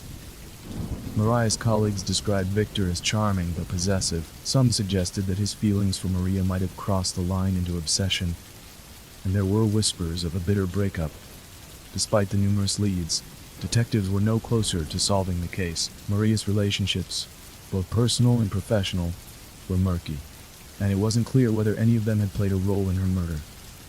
The investigation seemed to stall as leads began to go cold. However, the breakthrough came unexpectedly. As detectives revisited Mariah's apartment, they discovered something that would ultimately unravel the mystery of her death. Hidden in the back of a closet, a discarded cell phone was found. The phone appeared to have been tampered with, but it contained an unexpected clue: a series of text messages between Maria and a mysterious number. The messages were vague, but one in particular stood out. The final message sent to Maria before her death simply read, "You can't run away from me forever." The police knew they were dealing with a case much more complex than they had originally thought. This cryptic message suggested that Maria's killer was someone from her past, a person who had been stalking her or pursuing her relentlessly. But who could it be? With this newfound information, investigators set their sights on identifying the mysterious sender of the text messages. As investigators delved deeper into Maria Lenavarela's life, the focus turned to her recent relationships. The cryptic text message found on Maria's phone seemed to point directly to someone who had a deep emotional connection with her, with the message saying, "You can't run away from me forever." Detectives quickly narrowed their suspects to two key individuals: Roberto Martinez, the charming businessman she had been seeing, and Victor Salazar, the wealthy and possessive ex-boyfriend. Roberto had been one of the first to be questioned by the police. He appeared distraught, offering an alibi that placed him out of town the night of the murder. Roberto insisted that he had nothing to do with Maria's death, but his connection to her was far from innocent. Friends of Maria had described their relationship as one filled with tension and frequent arguments. Although Roberto had been deeply in love with her, he was known to be controlling, often keeping track of her whereabouts and social interactions. However, there was no clear evidence to link him to the crime, and his alibi held up under scrutiny. The second suspect, Victor Salazar, was a more volatile figure in Maria's life. Investigators learned that their breakup had been tumultuous, with Victor reportedly having a difficult time letting go. A few days before Maria's murder, several of her friends recalled that she had told them she was afraid Victor might be stalking her. She had even mentioned that she thought he had been following her around Miami. While Victor had no solid alibi for the night of the murder, his wealth and connections made it difficult to pin anything on him directly. As investigators continued their interviews, a pattern began to emerge. Both Roberto and Victor seemed to have been motivated by jealousy and a possessive love for Maria. But what if the two men knew each other? Or worse, were connected in some way that the police had not considered? Detective Lucia Rodriguez, one of the lead investigators, decided to revisit Victor's financial records. While going through his transactions, a troubling discovery was made. Victor had been in contact with several known associates of Roberto Martinez, individuals who were involved in Miami's nightlife scene, where Roberto had connections. This revelation led Rodriguez to a startling theory. What if both men had been involved in Maria's murder? Perhaps they were partners in crime, motivated by a shared obsession with the beauty queen. At this point, Rodriguez brought both men in for questioning. Roberto again denied any involvement, but his body language gave him away.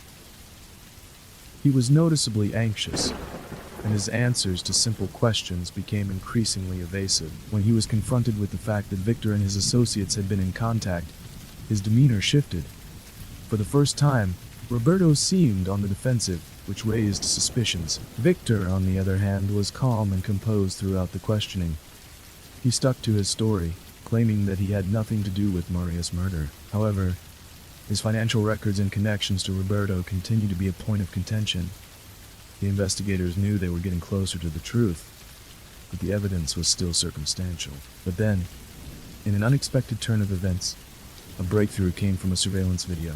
A local convenience store near Maria's apartment had a security camera that captured a man who seemed to fit the description of Victor Salazar entering the store just hours before Maria's body was discovered. In the footage, Victor appeared nervous, glancing around before purchasing a pack of cigarettes and leaving the store. The video footage gave investigators the final piece they needed to connect Victor to the crime. They now had proof that he had been near Maria's apartment on the night of the murder. The police quickly obtained a search warrant for Victor's home and office. In his safe, they discovered a hidden journal filled with disturbing entries about his obsession with Maria. One entry stood out. "I will make her love me, even if I have to destroy everything she cares about." The pieces were falling into place, and it was clear that Victor Salazar had been stalking Maria.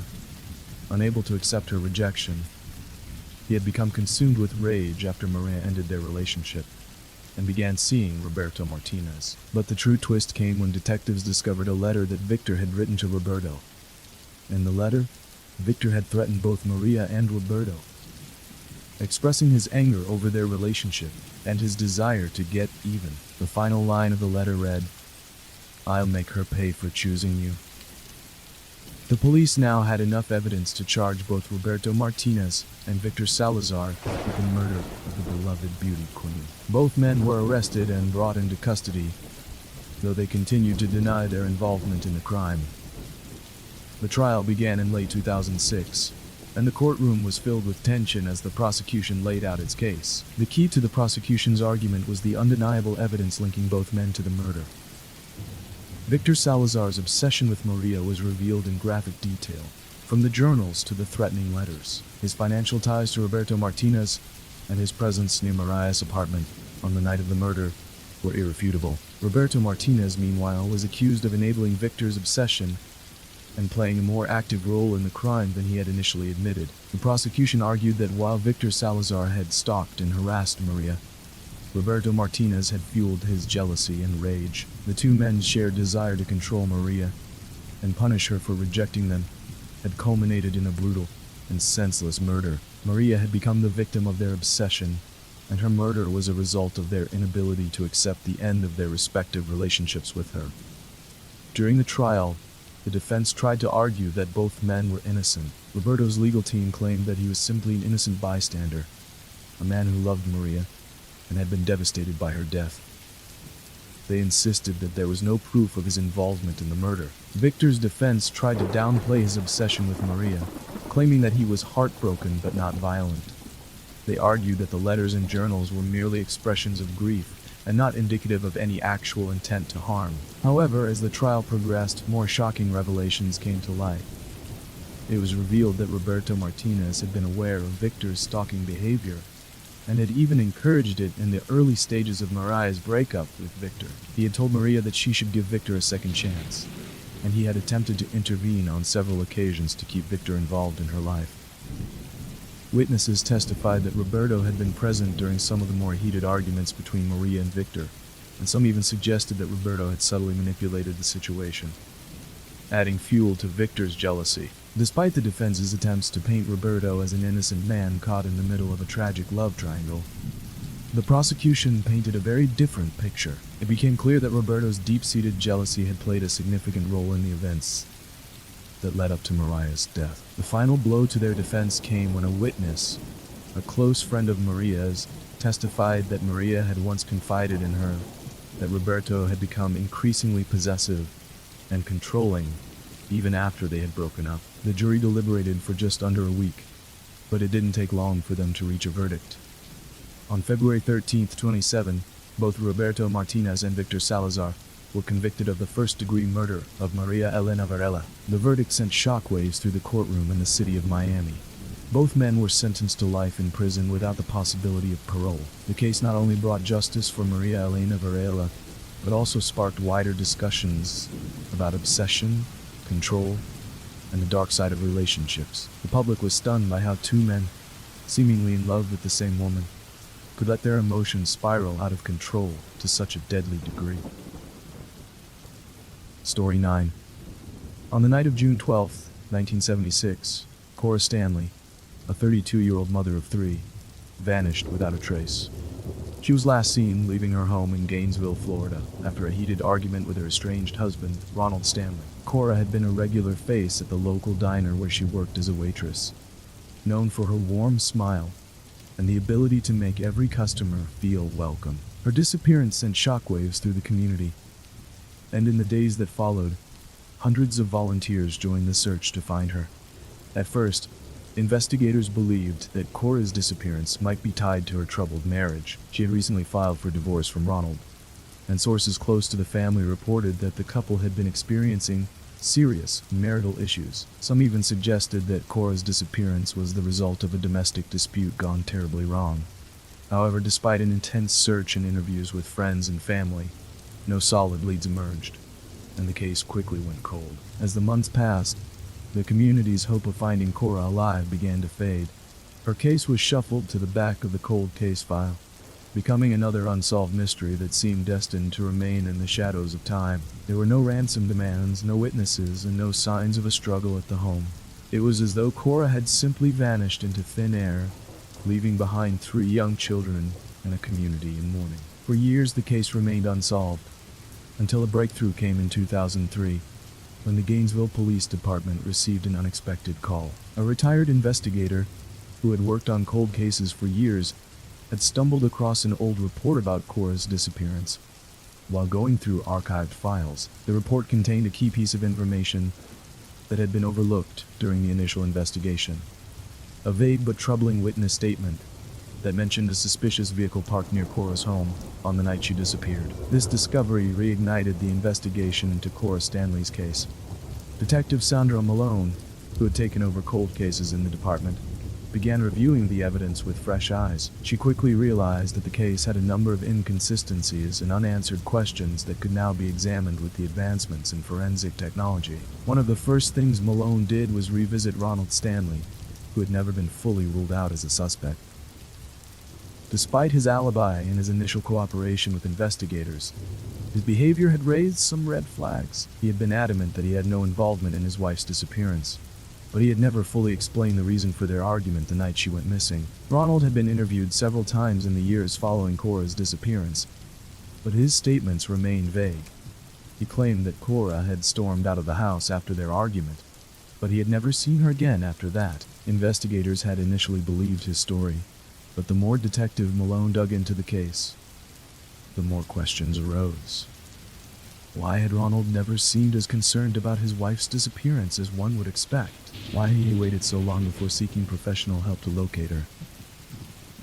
In addition to questioning Ronald Stanley, Detective Malone also spoke with several people who had known Cora. One of Cora's closest friends, Joanne Mitchell, told Malone that Cora had been afraid of someone, a man she had been seeing shortly before her disappearance. The man, identified as Tom Edwards, was an older, wealthy businessman who had allegedly become obsessed with Cora. He had been trying to get her to leave Ronald and be with him, but Cora had refused, claiming that she wasn't ready to move on from her marriage. As Malone dug deeper into Edwards' background, she discovered that he had a reputation for being controlling and manipulative.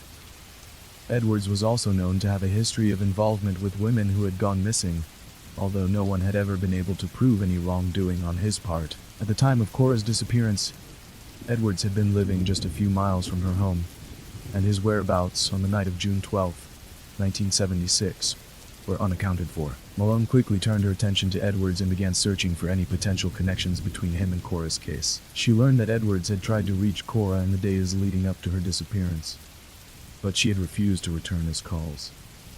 Had Edwards taken matters into his own hands when Cora rejected him?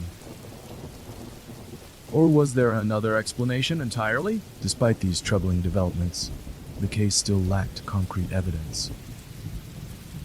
There were no physical traces linking Edwards to the crime, and the witness who had seen the suspicious vehicle had never been able to identify the person behind the wheel. Yet, Detective Malone refused to let the case go cold again. She knew there was something more to Cora's story, and she was determined to find the answers.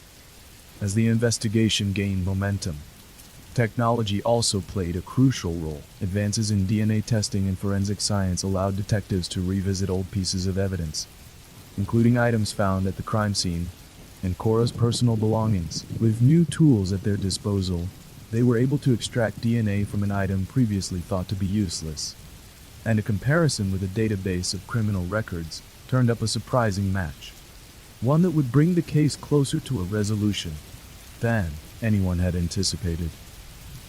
As Detective Sandra Malone continued to work tirelessly on the Cora Stanley case, the breakthrough they had been waiting for finally arrived. In 2005, a forensic advancement that would play a pivotal role in solving the case emerged.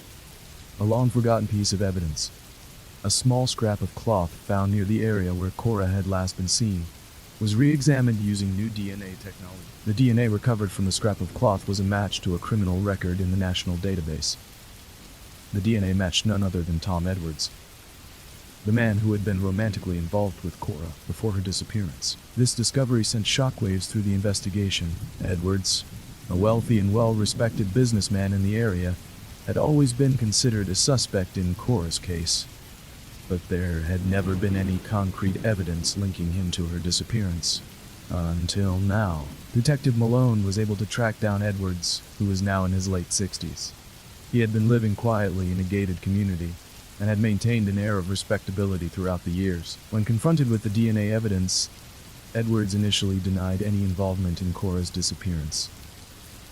However, under the pressure of the mounting evidence, he eventually cracked. Edwards admitted to having a relationship with Cora, but he insisted that it had ended amicably.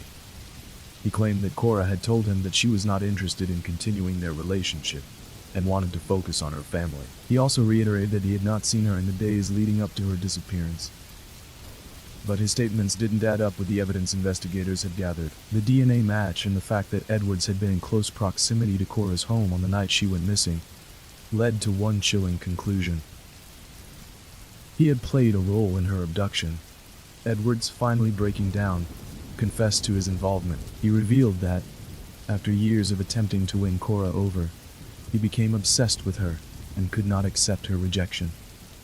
On the night of June 12, 1976, after Cora had left her home following a fight with her husband, Edwards confronted her. He had been waiting in his car near her house, watching as she walked down the street. What began as a desperate attempt to persuade her to return to him quickly escalated into something much darker. Edwards admitted that he had forcibly taken Cora from the street and driven her to a secluded area where he had held her captive. What followed was a tragic and violent sequence of events. Edwards claimed that Cora fought back fiercely, desperate to escape, but her struggle only seemed to enrage him further. He admitted to taking Cora to a remote location and holding her there against her will. Though he initially claimed he had not intended to kill her, the evidence suggested otherwise. Edwards confessed that, in a moment of uncontrollable anger, he had strangled Cora to death, a brutal act that he later claimed was the result of his frustration and despair. The chilling confession revealed that Edwards had kept Cora's body hidden for several days before disposing of it. Her remains were found in a wooded area outside of Gainesville, partially concealed under fallen branches. The fact that her body had been left for several days meant that her family had endured even more heartache, not knowing whether she was alive or dead. Edwards was arrested and charged with the murder of Cora Stanley. The confession, along with the newly uncovered DNA evidence, solidified the case against him. In the courtroom, the prosecution presented the damning evidence, including Edwards' own admission of guilt. The defense, unable to discredit the overwhelming proof, attempted to argue that Edwards' actions were the result of an emotional breakdown. They painted him as a man overcome with grief and rejection, someone who had lost control in the face of heartbreak. However, the jury was not swayed. They deliberated for less than a day before delivering a guilty verdict. Tom Edwards was sentenced to life in prison without the possibility of parole. The case that had haunted the city of Gainesville for nearly 3 decades had finally been solved. Cora's family, while relieved to see justice served, was left to grapple with the years of unanswered questions and the pain of losing a beloved mother, daughter, and sister. Her children, now adults, had grown up without the guidance and love of their mother, and her friends and colleagues mourned the vibrant woman who had once lit up the room with her kindness. In the end, while the arrest of Tom Edwards brought some closure, it did little to erase the anguish of Cora's untimely death. Story 10. The Highway Killer. On the evening of July 27, 1984, a trucker named Alan Davis was driving along the I-40 in Arizona, heading west toward California. He had just crossed into the Mojave Desert when he spotted something unusual on the shoulder of the highway. At first glance, he thought it might be debris or a piece of discarded clothing, but as he drew closer, he realized it was a body. He immediately pulled over and called the authorities. The victim was a young woman. Her body discarded like trash in a desolate stretch of highway. The initial autopsy revealed signs of brutal physical assault, as well as strangulation. She had been left for dead, her body showing no signs of having fought back or made any attempt to escape. Investigators quickly labeled it a homicide, but they had no idea that this grim discovery was the beginning of a series of chilling murders that would stretch across multiple states and span several years. The young woman was soon identified as Kathy McDonald, a 27-year-old truck stop waitress from Albuquerque, New Mexico. Kathy had been reported missing 2 weeks earlier after leaving her shift at a local diner. Her family had feared the worst, but they could never have imagined just how horrifying the truth would be. As investigators began piecing together Kathy's final days, they discovered a troubling pattern. Kathy was not the only woman to have gone missing in recent months, and there were other bodies that had been found along the highways in the southwestern United States.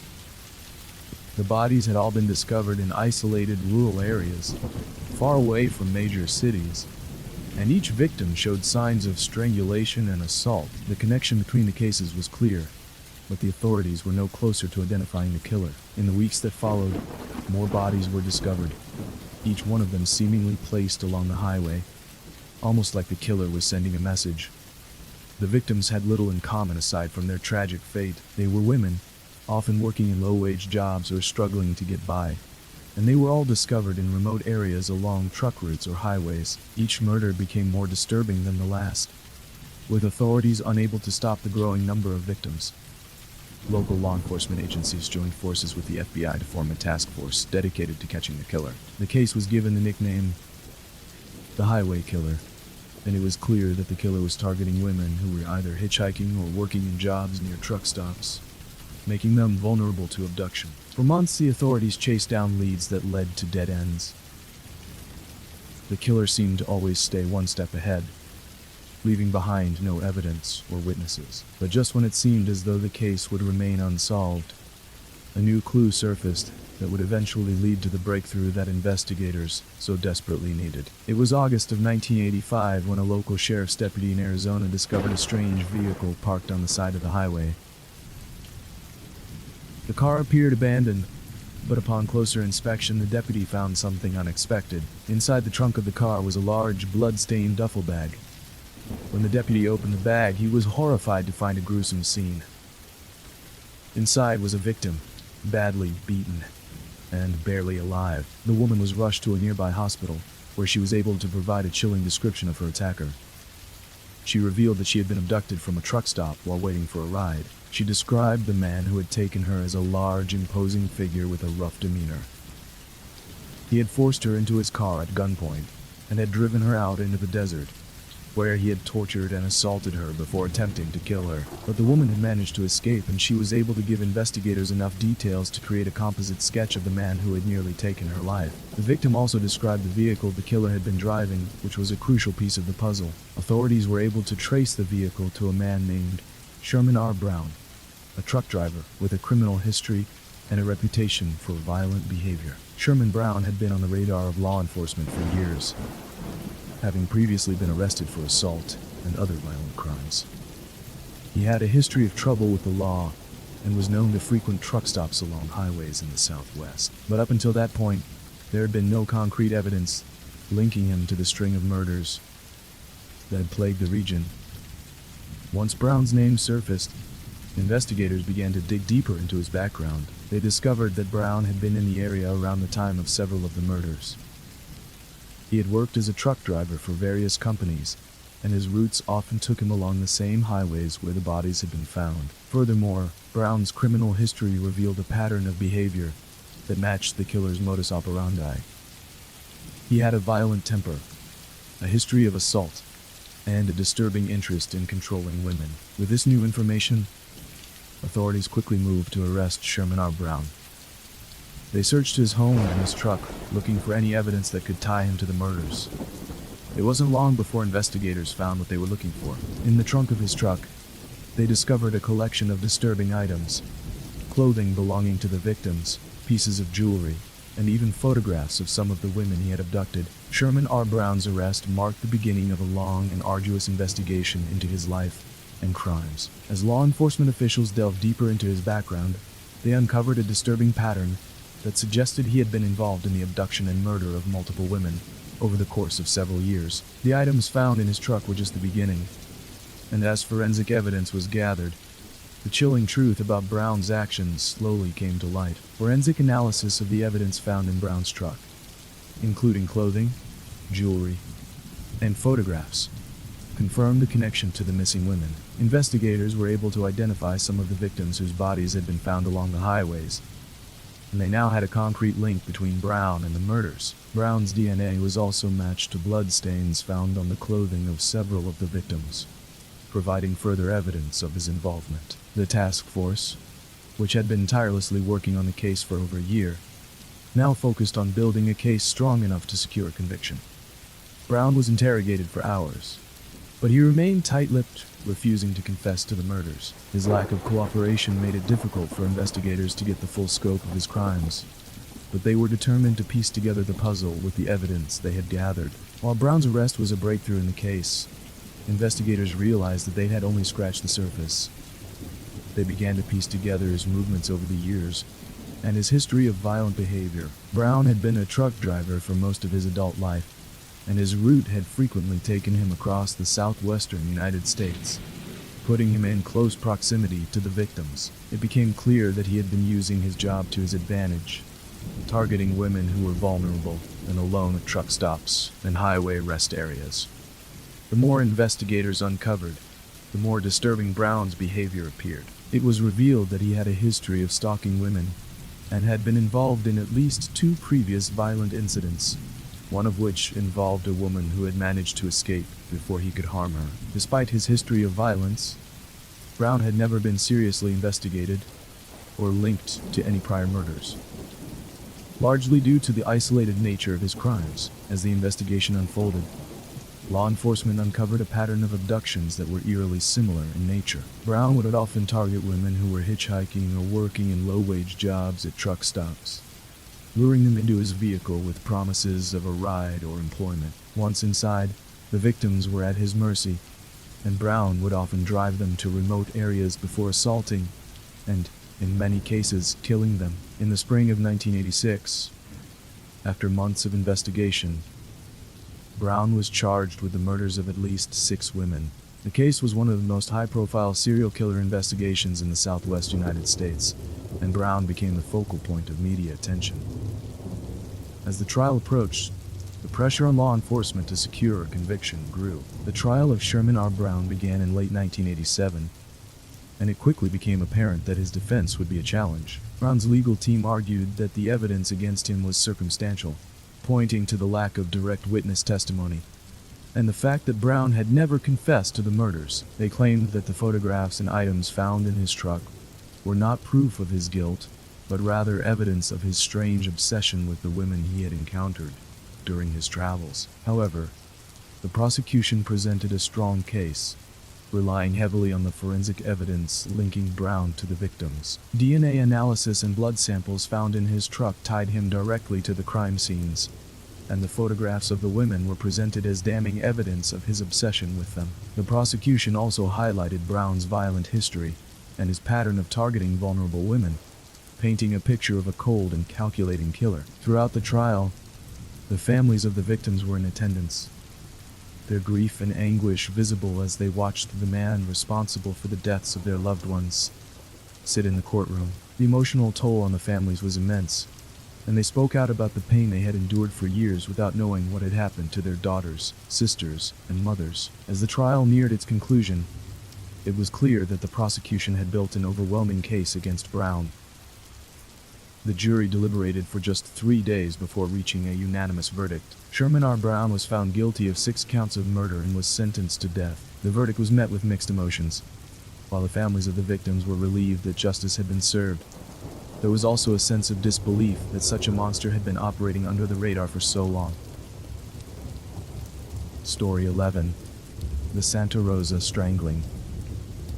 In the early 1990s, Santa Rosa, California, was a peaceful city known for its scenic beauty and laid-back lifestyle. The city, located in the heart of Sonoma County, was a place where families raised children, retirees enjoyed their later years, and tourists visited to experience the beauty of wine country. However, behind the serene facade of this small town, a series of brutal murders were unfolding, terrorizing the community. On the 5th of November, 1991, a local woman named Mary Ellen McDonald, 32, was found dead in a small park near her apartment. She had been strangled to death, her body left discarded near a trail that led into the woods. No signs of a struggle were visible. and there were no immediate clues to explain the circumstances surrounding her death. Mary Ellen had been living alone and had no known enemies, making the investigation into her death particularly puzzling for local law enforcement. As weeks passed, investigators worked diligently to connect the two murders, but without much progress. Both women had been strangled, but the circumstances of their deaths were still puzzling. What appeared to be a random attack began to take on the sinister nature of a serial killer targeting young women in Santa Rosa. The victims were not connected by any obvious means, and there was no clear pattern to the locations where the bodies were found. Then, just 4 months after Julie Hawkins' death, a third body was discovered on May 21, 1992. This time, the victim was identified as Lisa Raymond, a 30-year-old mother of two who had been living in the area for several years. Lisa was last seen leaving a bar in downtown Santa Rosa, and her body was found dumped in a secluded area not far from the city's edge. Once again, the cause of death was strangulation, and the manner of the attack suggested that the killer had been growing more confident. It was around this time that the Santa Rosa Police Department realized they were facing a serial killer. 3 victims in just under a year, each strangled, each left in a public but isolated location. The killer had an undeniable pattern, and the fear among the residents grew with each passing day. Women who lived in Santa Rosa were terrified, knowing that they could be the next target. The investigation into the 3 murders was led by Detective John Asbury, a seasoned investigator known for his work on violent crimes. Asbury, who had a reputation for being meticulous and focused, had seen his fair share of cases over the years, but nothing had prepared him for the complexities of a serial killer investigation. The killer was methodical, leaving little evidence behind and preying on women who were often alone or out at night. Asbury knew that they needed a break, and they needed it fast before more lives were lost. The police began to canvass the area for witnesses, but no one had seen anything suspicious. They interviewed friends and family members of the victims, but none of them had any idea who could be responsible for the deaths. As the investigation dragged on, it became clear that the killer was careful and calculated. He was not a man who made mistakes. Detective Asbury's team began to investigate the possibility that the 3 women might have had a common connection. They started to look deeper into the backgrounds of the victims, searching for any links that might explain why they had been targeted. But there were no obvious connections. They were from different walks of life, with no prior history of criminal activity, and no known ties to each other. The autopsy report confirmed that she had been strangled, and the lack of defensive wounds suggested that she had likely been attacked from behind, or in a way that left her unable to fight back. Investigators were stumped. The case was not immediately linked to any other deaths in the area, as it appeared to be a random act of violence.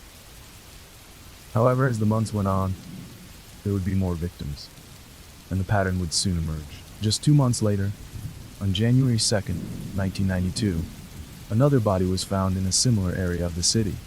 The victim was identified as Julie Hawkins, 27, a young woman who worked as a waitress at a local restaurant. Julie had been out late with friends the night before, and was reported missing when she failed to return home. Her body was found not far from where Mary Ellen had been discovered, and once again, there were no witnesses, no clear motive, and no signs of forced entry. Like the first victim, Julie had been strangled. Local law enforcement began to suspect that they were dealing with a serial killer. The city of Santa Rosa, once seen as a quiet and peaceful place, was now filled with fear and uncertainty. Residents were on edge, and many women in particular began to alter their routines. Some even moved away, leaving the city in search of safety. The 2 stranglings, while seemingly unrelated at first, soon began to look eerily similar. As weeks passed, investigators worked diligently to connect the 2 murders, but without much progress. Both women had been strangled, but the circumstances of their deaths were still puzzling. What appeared to be a random attack began to take on the sinister nature of a serial killer targeting young women in Santa Rosa. The victims were not connected by any obvious means, and there was no clear pattern to the locations where the bodies were found. Then, just 4 months after Julie Hawkins' death, a third body was discovered on May 21st, 1992. This time, the victim was identified as Lisa Raymond, a 30-year-old mother of 2 who had been living in the area for several years. Lisa was last seen leaving a bar in downtown Santa Rosa, and her body was found dumped in a secluded area not far from the city's edge. Once again, the cause of death was strangulation, and the manner of the attack suggested that the killer had been growing more confident. It was around this time that the Santa Rosa Police Department realized they were facing a serial killer. 3 victims in just under a year, each strangled, each left in a public but isolated location. Women who lived in Santa Rosa were terrified, knowing that they could be the next target. The investigation into the 3 murders was led by Detective John Asbury, a seasoned investigator known for his work on violent crimes. Asbury, who had a reputation for being meticulous and focused, had seen his fair share of cases over the years. But nothing had prepared him for the complexities of a serial killer investigation. The killer was methodical, leaving little evidence behind, and preying on women who were often alone or out at night. Asbury knew that they needed a break, and they needed it fast before more lives were lost. The police began to canvass the area for witnesses, but no one had seen anything suspicious. They interviewed friends and family members of the victims, but none of them had any idea who could be responsible for the deaths. As the investigation dragged on, it became clear that the killer was careful and calculated. He was not a man who made mistakes. Detective Asbury's team began to investigate the possibility that the 3 women might have had a common connection. They started to look deeper into the backgrounds of the victims, searching for any links that might explain why they had been targeted. But there were no obvious connections. They were from different walks of life, with no prior history of criminal activity, and no known ties to each other. The breakthrough in the case came in late August 1992. After the 3rd victim's murder, Detective Asbury had become obsessed with the case. He refused to give up, determined to bring the killer to justice. His persistence paid off when a local woman came forward to report a suspicious encounter she had experienced in the days leading up to Lisa Raymond's murder. The woman, who had been out jogging near a popular park, had been approached by a man who made her feel uneasy. He had asked her questions about her daily routine, and when she had become uncomfortable, he had quickly left. The woman was able to provide a description of the man, and investigators began to piece together a sketch. As the police searched for the man who fit the description, they found that several women had reported similar encounters with a man who was always asking strange questions or trying to engage them in conversation. Finally, in September 1992, the police received an anonymous tip that led them to John L. Asbury. His name was already in connection with several unsolved crimes, and his behavior seemed to match the profile of the killer. As the investigation into John L. Asbury intensified, authorities began to piece together a chilling portrait of the man they believed was behind the Santa Rosa stranglings. Asbury had been living in the city for several years and had a relatively low profile in the community. He was not known to have a criminal history, but a closer look at his background revealed some unsettling details. Born in 1964, Asbury had spent much of his early life moving between foster homes and juvenile detention centers.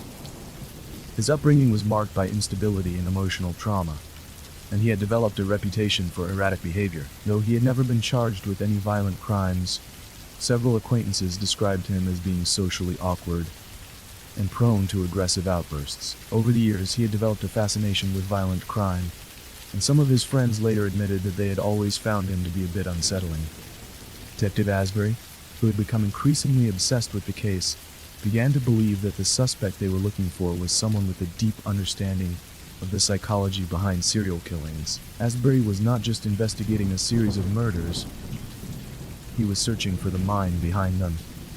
He knew that the key to solving the case lay in understanding the killer's motivations and behavioral patterns. In the weeks that followed, law enforcement compiled evidence that seemed to point directly to John L. Asbury. Witnesses who had seen the man near the location where the bodies were discovered began to identify him in police sketches. Surveillance footage from a nearby convenience store, which had been reviewed as part of the investigation, also showed a man who resembled Asbury in the area around the time of the murders. The more they dug, the more their suspicions grew.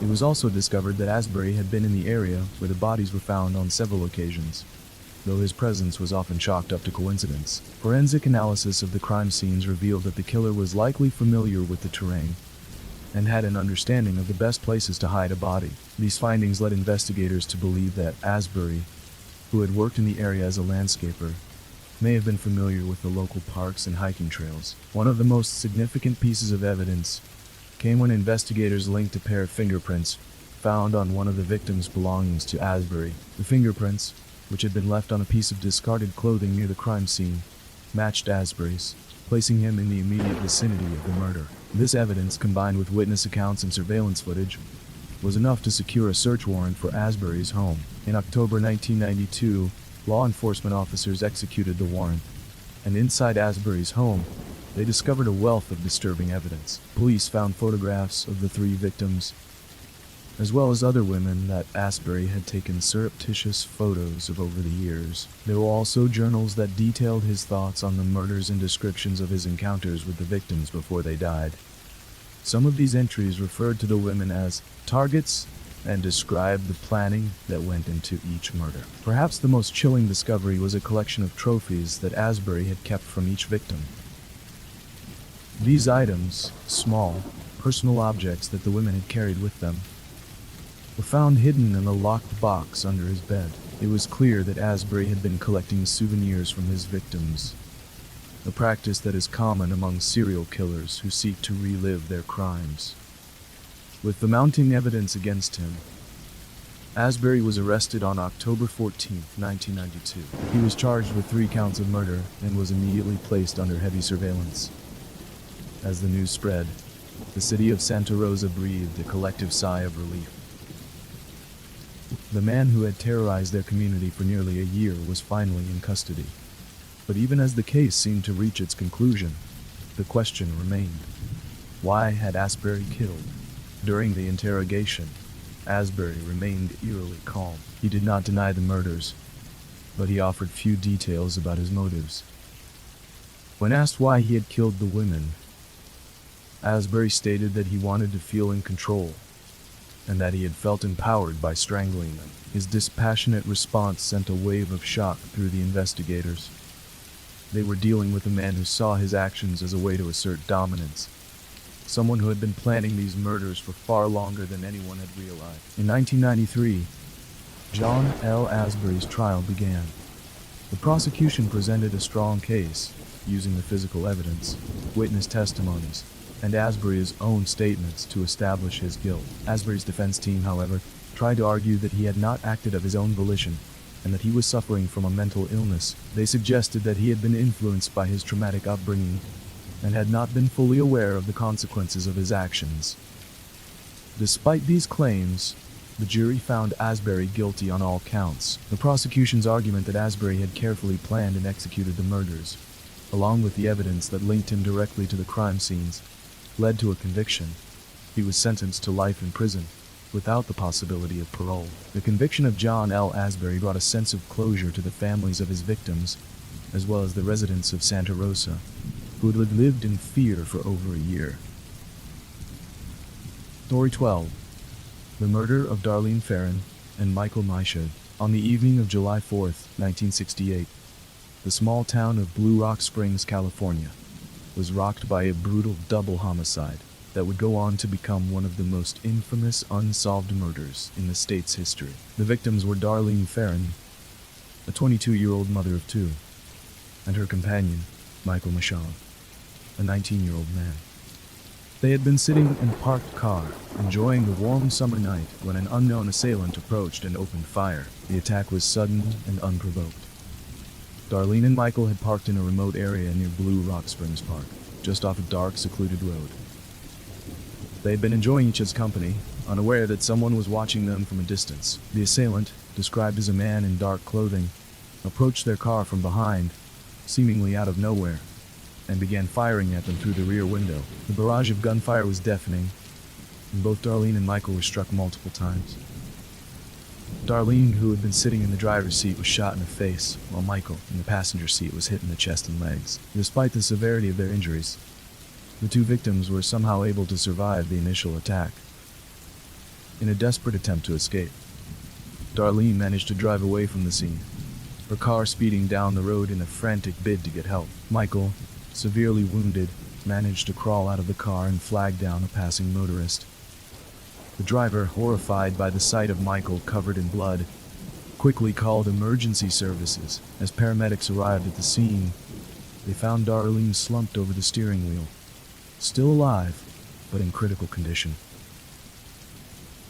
Tragically, she would not survive her injuries. Michael, on the other hand, was rushed to the hospital, where he was able to provide a brief statement to investigators before he, too, succumbed to his wounds. The attack seemed to be a senseless act of violence, but there was something chillingly methodical about it. Both victims had been shot at point-blank range, and the killer had taken great care to ensure that both were fatally injured. As investigators began to piece together the details of the case, they found themselves confronted with a series of unsettling questions. Who would want to kill Darlene and Michael? And why had they been targeted in such a brutal manner? The answers, it seemed, would elude investigators for years to come. In the days following the murders, local law enforcement agencies launched an intensive investigation into the crime. They quickly determined that there were no witnesses to the attack, and the lack of physical evidence at the scene made it difficult to gather any leads. There were no signs of a struggle or forced entry into the car, and no apparent motive for the killings. The two victims had no known enemies, and there was no indication of any sort of personal vendetta. As the investigation progressed, investigators began to entertain the possibility that the crime was not a random act of violence, but rather the work of a serial killer. The nature of the attack, brutal and calculated, suggested that the killer may have had a specific pattern or method for committing his crimes. At this stage, however, there were no obvious connections to any other cases in the area. Several theories emerged in the wake of the murders. Some speculated that the killer may have been a jilted lover or someone with a personal vendetta against one of the victims. Others suggested that the crime may have been part of a larger, more sinister plot. But as the weeks passed and the investigation seemed to stall, one theory began to gain more traction than the others. The possibility that the murder of Darlene and Michael was the work of the notorious Zodiac Killer. The Zodiac Killer, a serial murderer who had already claimed the lives of at least 5 victims in Northern California, was known for his cryptic letters and taunting messages sent to the media. The similarities between the Blue Rock Springs attack and the Zodiac's previous murders were striking. The fact that the victims were shot in a secluded area, the use of a firearm, and the apparent methodical nature of the attack all pointed to the possibility that the Zodiac Killer had struck again. Detectives from both the Blue Rock Springs case and the Zodiac investigation began to compare notes, looking for any connection between the two.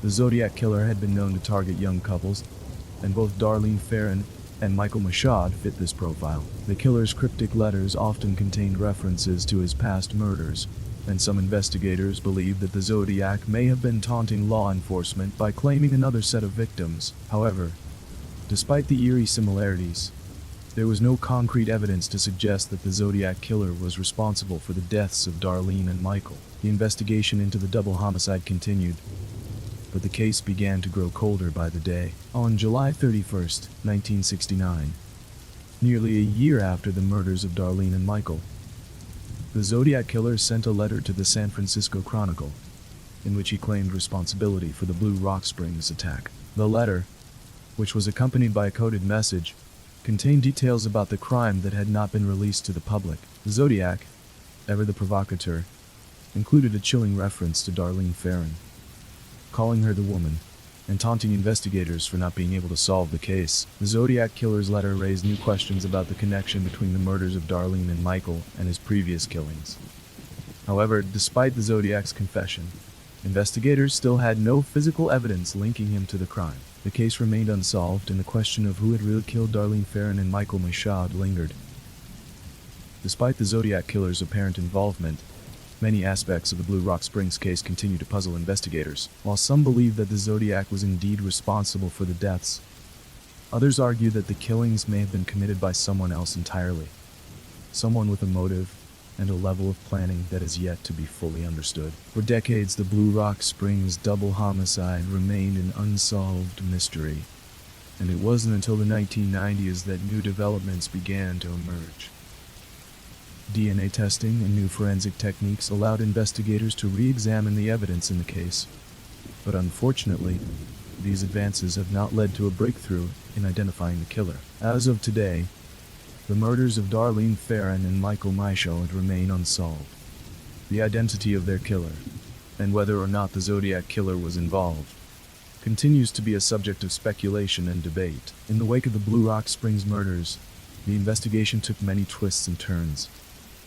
Initially, the local authorities struggled to piece together any solid leads. The crime scene had yielded few clues, and as with most cases of random violence, there were no obvious motives. The lack of witnesses left investigators working with little more than the details provided by the surviving victim, Michael Mashad, who had been able to give a brief description before succumbing to his injuries. Michael's account of the shooter was crucial, though frustratingly vague. He described the man as wearing dark clothing, with a hood or mask covering his face. There was no clear identification of the assailant, leaving law enforcement scrambling for any tangible evidence. Additionally, there were no clear ties between Darlene Ferrin and Michael Mashad and any potential suspects. The Zodiac Killer, already notorious for his taunting letters and cryptic messages, had come into focus after the Blue Rock Springs murder due to his history of targeting young couples. Investigators from various jurisdictions began to speculate whether the Zodiac had committed the crime, especially after receiving a letter from the killer following the attack. The Zodiac's letter, sent to the San Francisco Chronicle, claimed responsibility for the murder, and the killer's cryptic references to the event seemed to confirm his involvement. Despite the eerie overlap with previous Zodiac murders, such as the manner of killing and the killer's interest in publicized letters, there were differences. The Zodiac Killer had been known to kill with a variety of weapons, but this particular murder appeared to have been carried out with a firearm, rather than the knives or other instruments the Zodiac often used. Additionally, while the Zodiac had been known for leaving behind clues, no such obvious traces were found at the scene of the Blue Rock Springs murders. Months after the murders, in July of 1969, the Zodiac Killer sent a letter to the San Francisco Chronicle. The letter claimed responsibility for the Blue Rock Springs killings and was filled with cryptic messages and taunts aimed at the police and the public. The most chilling part of the letter was the Zodiac's description of Darlene Ferrin, whom he referred to as the woman, as well as his call for further violence. In this letter, the Zodiac also included a coded message, which he claimed would reveal his identity when deciphered. The letter was another manifestation of the Zodiac's need for attention and control, and it only intensified the fear and fascination surrounding the killer. However, despite the Zodiac's apparent claim of responsibility, investigators were still left with the same unanswered questions. Was the Zodiac truly behind the Blue Rock Springs murders, or was there another killer at work? As the Zodiac Killer continued his reign of terror, the Blue Rock Springs case seemed to slip into the background. Investigators had no concrete evidence linking the Zodiac to the crime, and there was still no arrest in the case. The letters continued, but they didn't provide the breakthrough authorities needed. In the early 1990s, the case received a new surge of attention, thanks to advances in forensic science, particularly DNA testing. The introduction of DNA analysis in the investigation allowed law enforcement to re-examine the evidence with fresh eyes. Investigators were hopeful that advances in technology could shed new light on the long unsolved case. The DNA samples collected from the scene of the murders were subjected to analysis, but as of the latest developments, they have not led to any breakthroughs or new leads. The DNA testing has not matched any known suspects, including the Zodiac Killer, who remains a mystery despite his claims of responsibility. The forensic evidence available in the case simply could not confirm the killer's identity. In the years that followed, the case continued to frustrate investigators and captivate true crime enthusiasts. Theories continued to swirl around the identity of the killer, and whether or not the Zodiac was indeed responsible for the Blue Rock Springs murders. Some believe that the Zodiac Killer's letter, while chilling, was a ruse designed to confuse authorities and gain attention. Others held that the murder was the work of another individual entirely, someone with a different motive who may have targeted Darlene and Michael by chance. The lack of concrete evidence, coupled with the failure to find the killer, has kept the case shrouded in mystery. For those who had followed the Zodiac Killer's reign of terror from the beginning, the Blue Rock Springs murders were an unsettling and tragic chapter in his ongoing story. Despite the Zodiac Killer's well-documented history, the lack of an arrest or conviction has left this case, and others like it, unsolved. The murders of Darlene Ferrin and Michael Mashad continue to haunt the town of Blue Rock Springs, as well as the families of the victims. Darlene's family struggled to find peace after her senseless death, and Michael's loved ones were left to wonder what could have been. Both victims had so much life ahead of them, and their tragic deaths, still unexplained by any arrest or conviction, left a lasting mark on their families and the community.